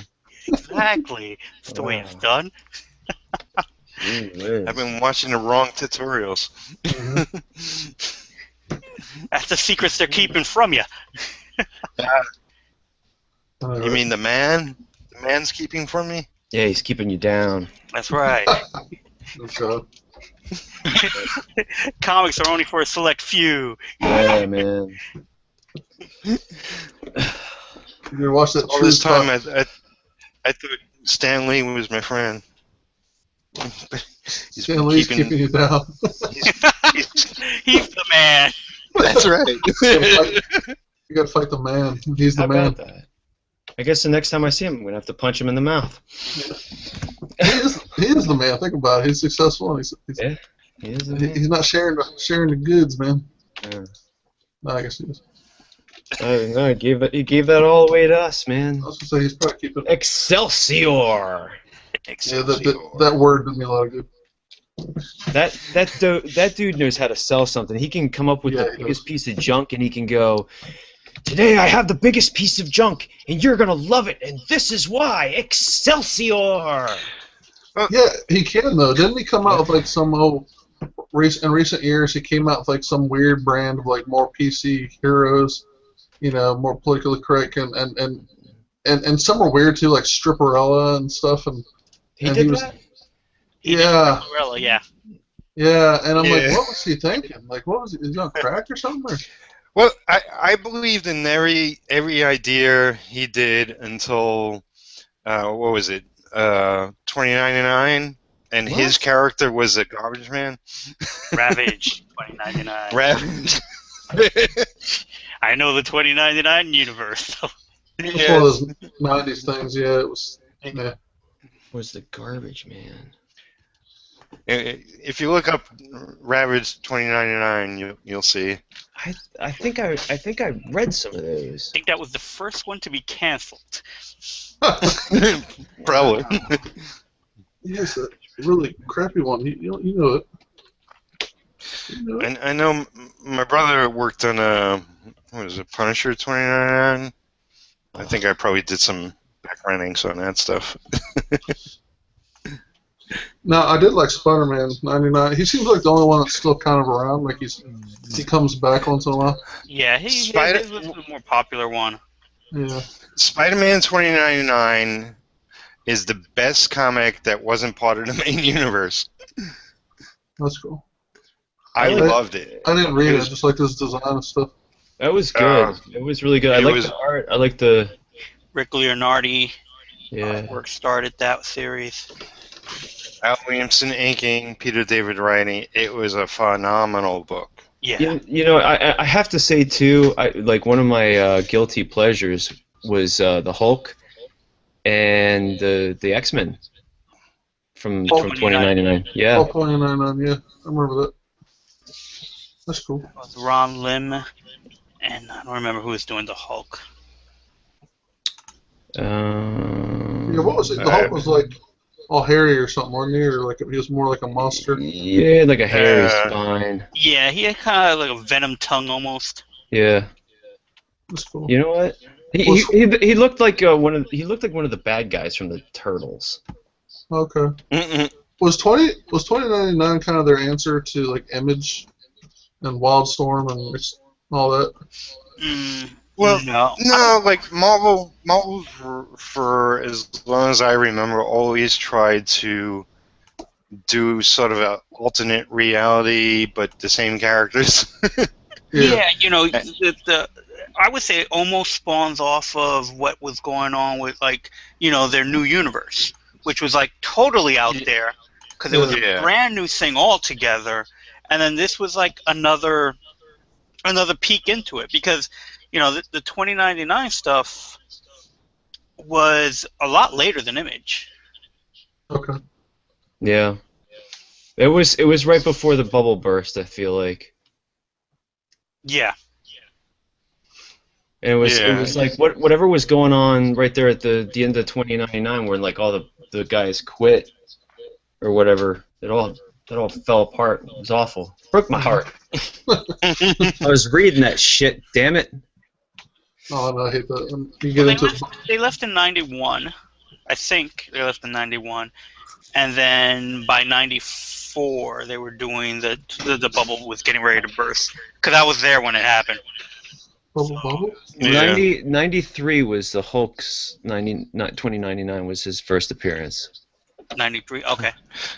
Yeah. When Which the was bubble 2099 Unlimited #1. I don't know what that means. I think when the bubble burst, that was at Valiant, and that's when Image and Valiant were doing the crossover Deathwatch. Deathmate. Oh, Deathmate, yeah. Deathmate, yeah. Yeah, I know that because I was working in the comic shop when that happened. Deathmate. I still got copies of Deathmate Gold if you want. And everybody at Valiant was going, at least we finish our books. Wasn't that like every artist got like a page or something like that? It was like like Caseta and like Lee were doing the covers to that thing, and it was always like Vision or whatever the heck her name was like having sex with some dude on the cover. We'll say yes.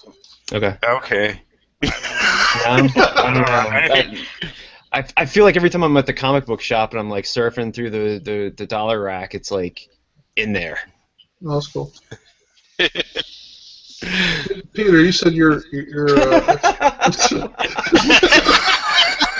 That's okay, you want to shut up. Rough subject changing. Yeah, it's still on topic, I swear.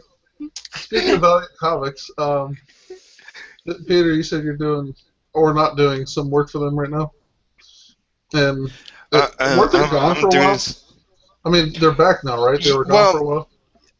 There have been multiple Valiant companies, and the one I worked for was the original, and they got bought out and sold and bought out and sold and whatnot.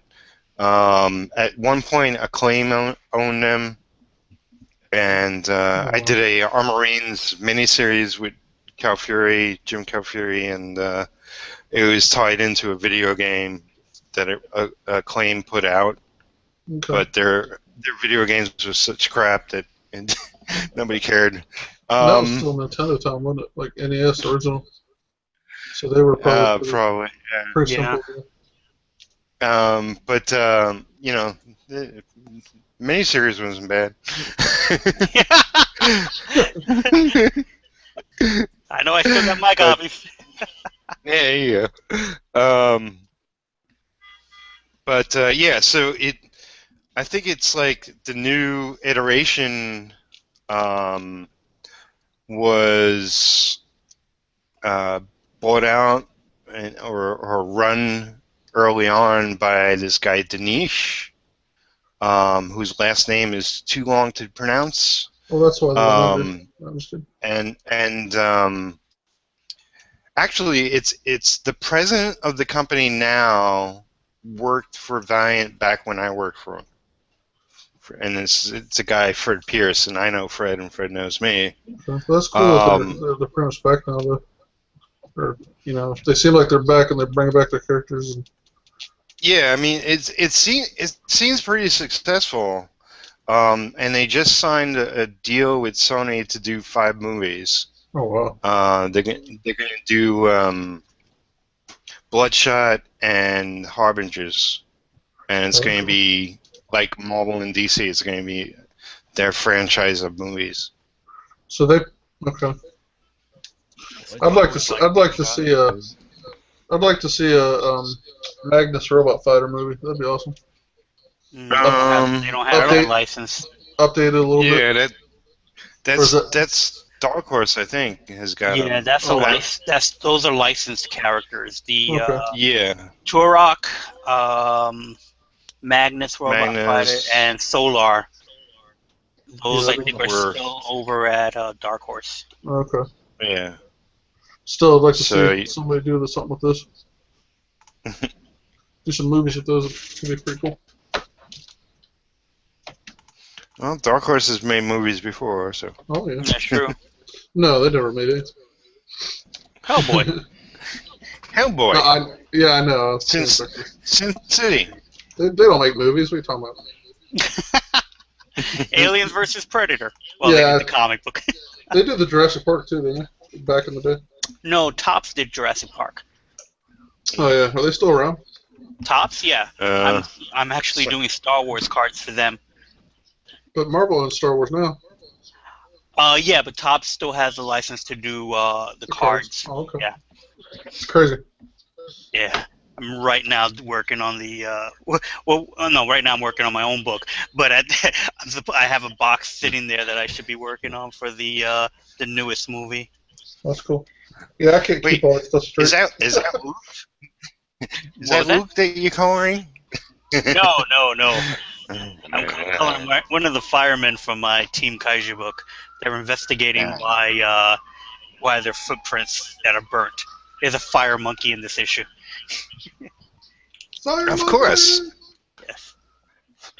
But yeah, once I'm done with this, I'll be back to working on the sketch cards. How are those Cool. the sketch cards still do pretty good?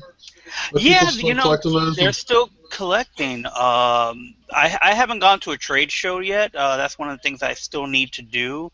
But Topps have been keeping me busy. I've done I would say maybe 6 Star Wars projects this year. Oh, wow.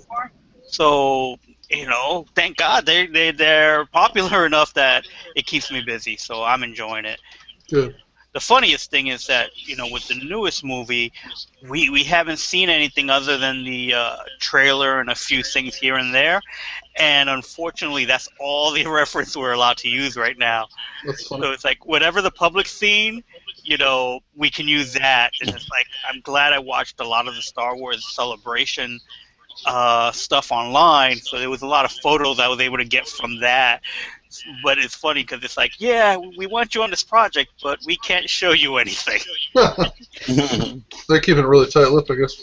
Oh yeah, completely. Now, do you have to have a license to draw Star Wars characters, or is that not going through for the Topps? sketch cards? Okay? I know there are people that, and I don't know if they still do this now that Disney bought them, but at the time you could be what's called an official Lucas artist, where I don't know if you have to take like some sort of test or whatever, but you get a certificate that pretty much says you are a Star Wars artist. And I know a few artists who was able to use that to make like special posters to sell at conventions, and they do a really cool deal where you kind of buy the ability, like almost like a license to be able to draw their characters and sell them at cons. Yeah. So you could buy X amount of posters, and you could sell those at a con without having any problems. And I think it would be a great idea if more companies did that kind of thing. So you could say, I'm an official licensed artist, and I could work on these sketches or work on the posters. But as far as sketch card art, their paperwork I have to sign, but I don't have to do anything other than that. Because I know all the cards will get sent to Lucasfilms to get approved, but as far as I'm aware of, nothing of mine has been non-approved. Nice. That's pretty cool. Yeah. Yeah, and like I said, sketch cards are still pretty popular. Every now and then I see them pop up on eBay and whatnot, so it's still a pretty big market. Is that probably the best place to sell them right now? Is eBay, you think? eBay, and from what I understand, and like I said, I haven't been to a trade show yet, but I hear the shows that they have are really good. Like you get the hardcore buyers go to those shows. Okay. Yeah, something I haven't gotten into, but kind of interested in trying it out. Yeah, you don't really make much money on the initial cards themselves, but the selling the cards that you get to keep, those tend to bring in pretty good money. I've heard that. And it's probably better to do like a collection of a theme of cards or something, than individual cards that have no theme coherent. It really depends on what people want to buy. I do cards, blank cards, and I draw, various characters, and then I bring them to cons with me. And sometimes things don't sell, and then I will be like at an anime con, and all my superhero stuff goes there, because you will have somebody who, the way we say it, it's like, oh, this family's here, but that's the anime fiend, and the other people are just comic book geeks, and they finally found something for them to sell. That's cool. Or for them to buy.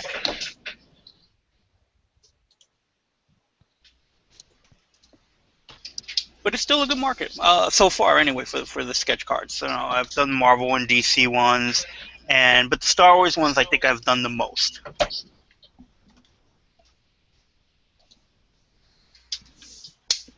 That's awesome. I think I want to give you some competition.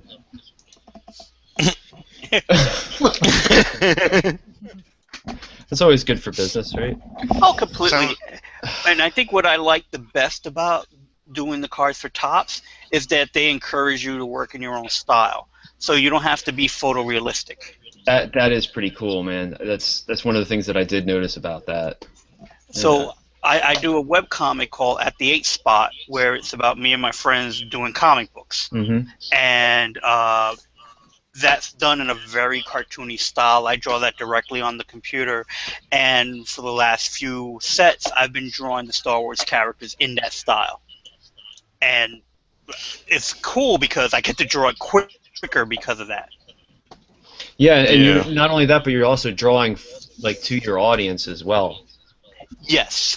So in the end, you pretty much know that card's gonna sell. Yeah, for the most part. The Star Wars cards, I never had a problem selling those. Now, so that you have a so that you have a physical version, do you print that out and ink it and color it, or is it just you're just waiting to get that gold insignia back for the Star Wars? For the Star Wars, when we draw them, we mark which ones we want to keep, send them in, they get approved, and they come back. For Topps, there's no real indication which are the artist proof cards.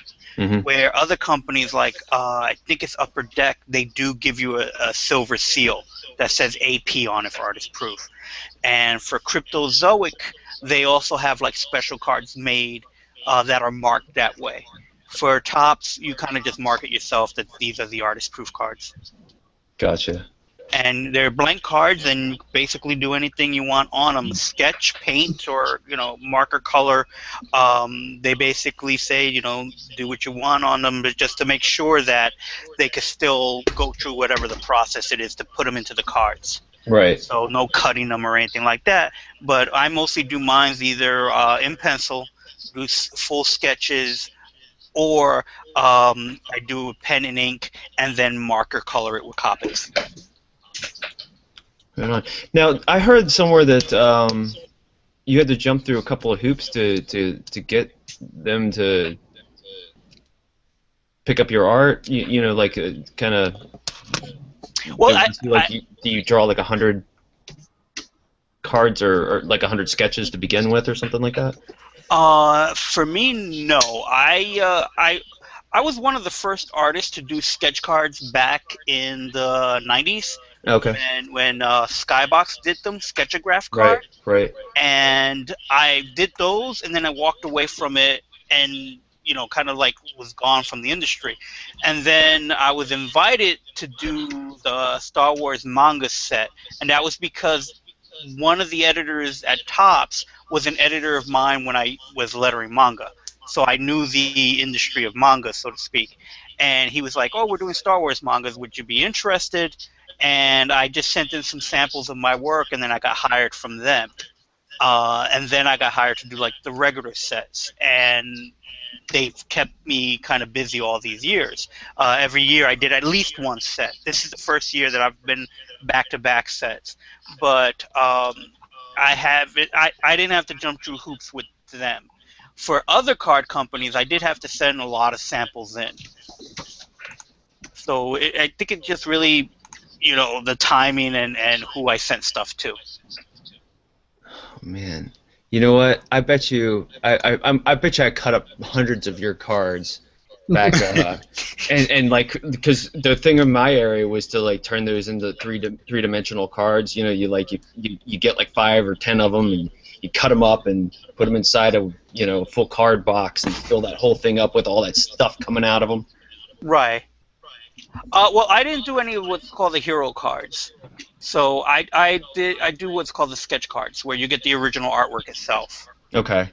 So that's where you just get a blank card and you sit there and you draw right onto the card, and then that card will get inserted into the pack. So you have a chance to get an original piece of artwork.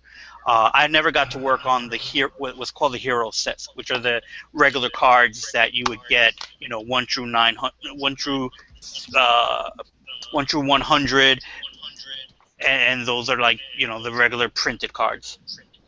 Gotcha. Still very cool, dude. Yeah. Oh, I have a blast with them. Because again, that's one of those things where you're trying to draw so many cards and you only have so much time. But at the end of the day, it's like I was drawing Star Wars cards, so that was cool. Oh yeah.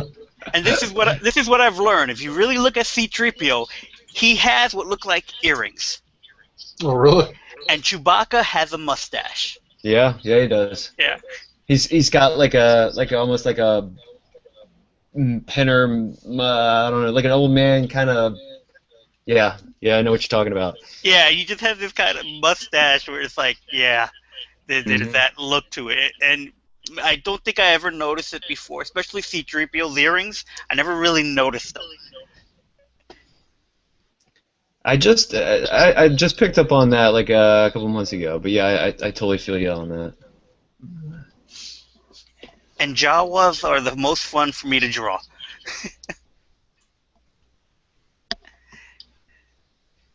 Any particular reason? I think it's just because with the cartoony style is that you got this hooded character with the eyes, and most of the expressions is with their hands. Right. There's no face to them, so when you're drawing them, and for me, I find them quick to draw because they're short, so you could always have R2-D2 almost standing over them. And for some reason, those guys for me, are the quickest and easiest to draw. What's the hardest for me to draw are Ewoks and Wookiees because of all that hair. Nice.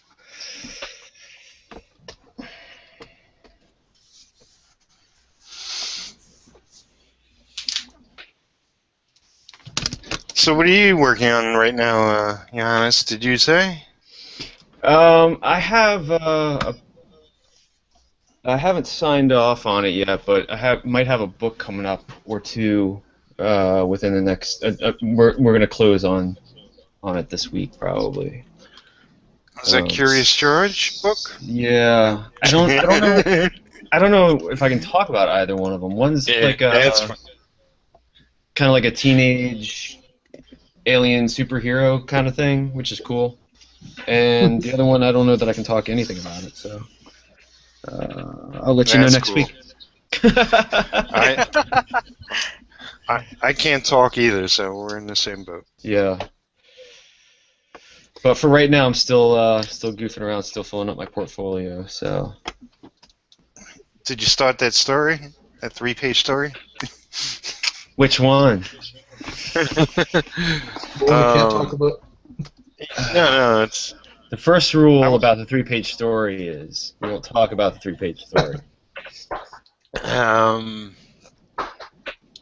No, we were talking, me and Johannes were talking, and, he's trying to get comic work, and, which he's obviously doing. But I suggested doing just like a short story, and you rattled off some idea you had, and I forgot what it was. I got so much going on. Oh, it's on the tip of my tongue, but some crazy. What I don't know. about the two characters that just roll into town and they've got trouble with some hippies? Yeah, Yeah, I still want to do that. something I might. about. I'm going to be away this weekend, and I was actually thinking about because I've got to sketch up the main character for the one book that I'm pretty sure that is going to fly here, and so I'll spend my time sketching some of the I think there's like 3 or 4 characters in the book, so it'll be pretty simple. It's just getting the main character really groovy for the guy. I've been yeah. I just to briefly. I've been thinking seriously about doing a bunch of short things just to get into a rhythm of starting something and finishing it, even Yes. if it's not, something that takes me a day to work on. It's just something quick and dirty, but to start and finish some kind of short story, and offer it up to my patrons or something. Yeah, exactly. I mean, like this the Havoc strong guy thing. I'm just giving that away to the peeps, that are following me because they seem to be enjoying that stuff. And the hippie killers or whatever the heck they're going to be. That's just going to be. I want to get Jonathan Rector. He always he sits down. There's always some story. Like I sat down at lunch and I came up with this idea and I blew out this whole story, and he always gets such energy. He gets these crazy angles and just violence and these huge mouths. And so I'm going to be away from my computer this weekend, and I'm just going to hit the page hard, when nobody's watching, and just kind of. So yeah, I think you might see some hippie action next week, maybe. Cool. Yeah.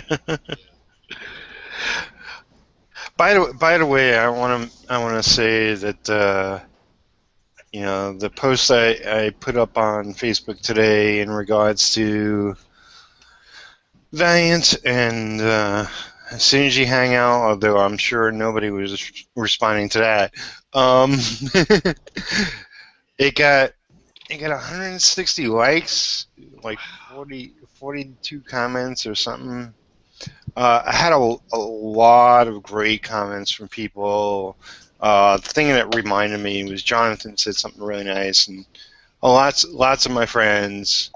It's always good to get validated by people that that I've known online and a lot in person. It was very humbling, and yeah, we'll see where it goes. And like I said, I could talk about it in a couple weeks probably, but yeah, I'm stoked, dude. I can't wait to see what you guys do. There's nothing out there that makes me want to go to the comic book store and grab it right at the moment. Maybe some Kelly Jones, but things that are coming out. I want to get my hands on this. I want to see what you guys are up to. I want to, this is so exciting. I'm so stoked for you guys. So yeah, there. well, cool.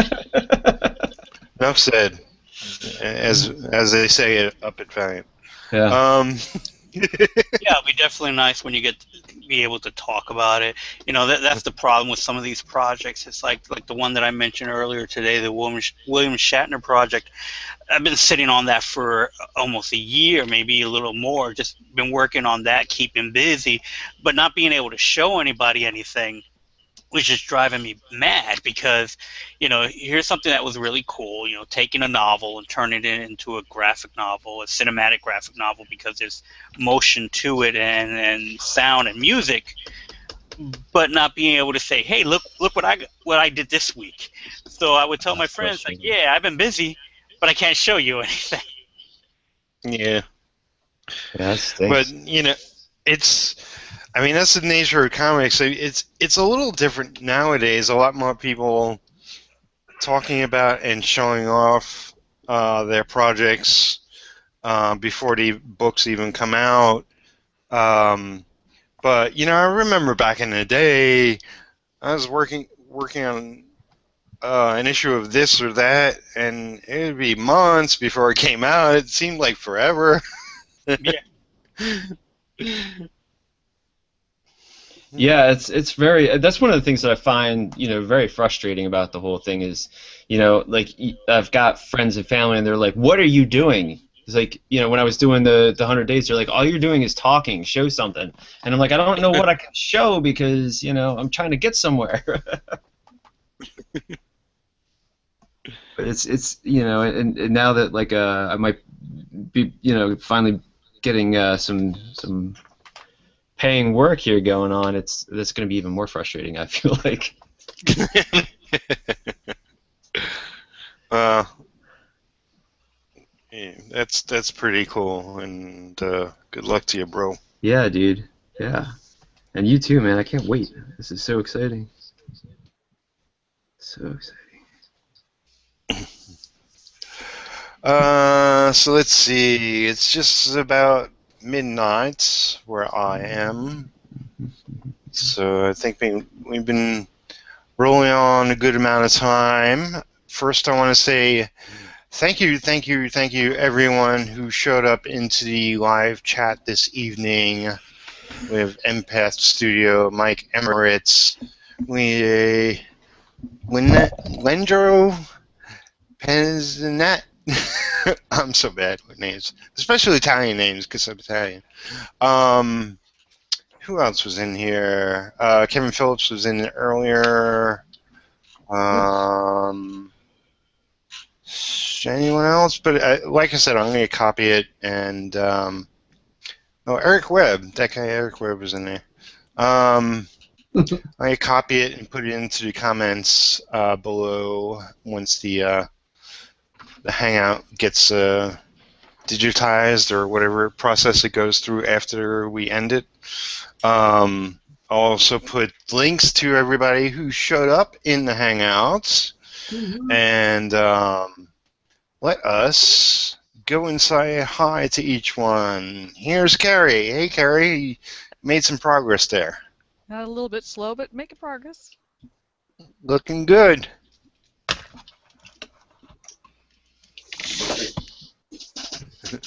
So you want to say where people can find you online? Oh, sorry. It's midnight. It's been a long day. Yes. Yep, I'm on DeviantArt. Actually, I'm not exactly sure what my address is on that one. I'm also on Facebook. Twitter is at MNConundrum. And I'm also on Google+. Cool. Well, I'll put your YouTube channel. I put YouTube channel links into the description because everybody has links on their YouTube channel, so works out best. Then we have Eric. Hey. You made amazing progress there. It looks awesome. Thanks, man. Keeping it rough and loose. Yeah, I'm Eric Webb, and you can find me at Eric Webb Graphics Gallery and random ranting posts and whatnot. And I'm also on DeviantArt at ericwebbgraphics.deviantart. And we're getting married. Oh. Well, it's legal now. Yeah, it is. Everywhere. Yeah, everywhere. Yeah. Will you have my baby? Yeah. No. No.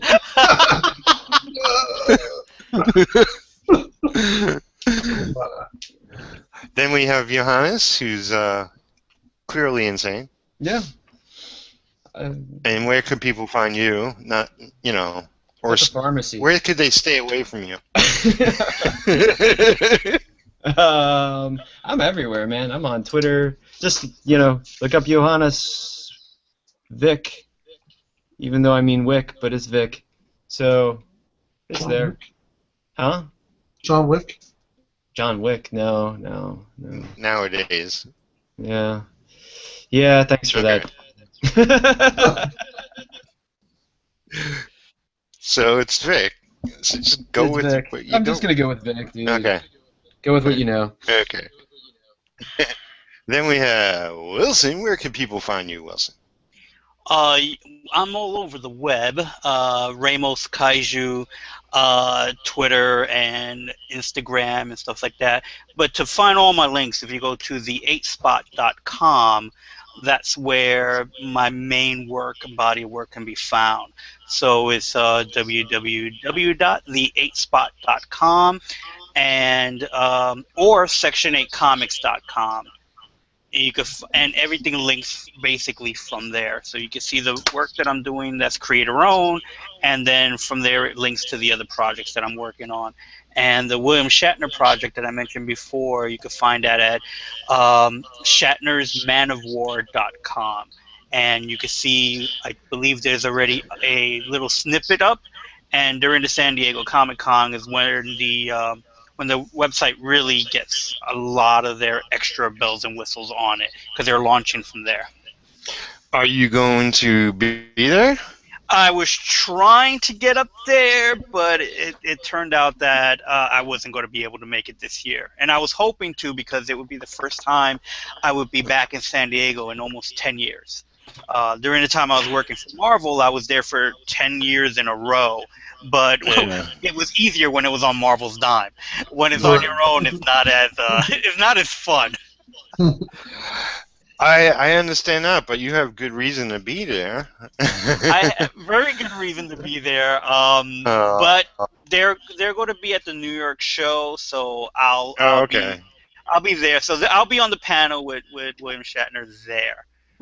So that's awesome. That's one of the fun things. I've already done one small panel with him at the Atlantic City Boardwalk convention a couple of weeks back, probably about a month ago now, and that was a lot of fun. So that was cool. I feel like I would just let him do all the talking. I wouldn't even know what to say. Mainly that's how the panel went. I doodle what he tells me to doodle. Mm-hmm. Awesome. Yep. Sweet. And I am Peter Palmiotti, and you can find me all over the web. Just Google my name, Peter Palmiotti, or you can go to my actual website, humanartstudio.com, to see a pretty lame website, but I'll improve it over time. It's something. I'm no kind of website builder wizard or anything, so give me time. Aww. Sad story.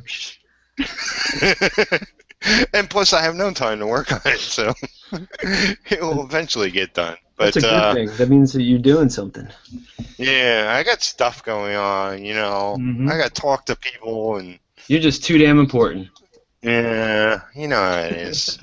And one day I'll actually make some decent money off of this. But until then, become my Patreon. Thank you. All right, thank you for everybody who checked out the show. There's also the Studio Synergy playlist on my YouTube channel. Go check that out for past episodes. And pretty much I'm still able to, if anybody leaves a comment on the video, to respond if you have any questions or whatever. I encourage guests to also go to, since you're all on this episode 22, go to this video later and see if there's any questions pertaining to you to go check it out. Cool. And you guys feel free to share this with your friends. Usually takes, sometimes it takes 10 minutes, sometimes it takes an hour, sometimes it shows up tomorrow to high res or whatever YouTube does to the video after the Hangout. But I'll put up the links and make sure everything's together by tomorrow morning. And you can share everything tomorrow for sure. With my mom. Cool. With your mom. With my mom. So yeah, thank you all for coming. Like I said, I'll do this weekly. I'll probably shoot for the same day, same time next week, but might change it around a little bit. Same Palmiotti day, same Palmiotti time. Thank you. That's right. And on that note, thank you, everyone. Have a good one. Woo! Take care. Bye. Nice Friday.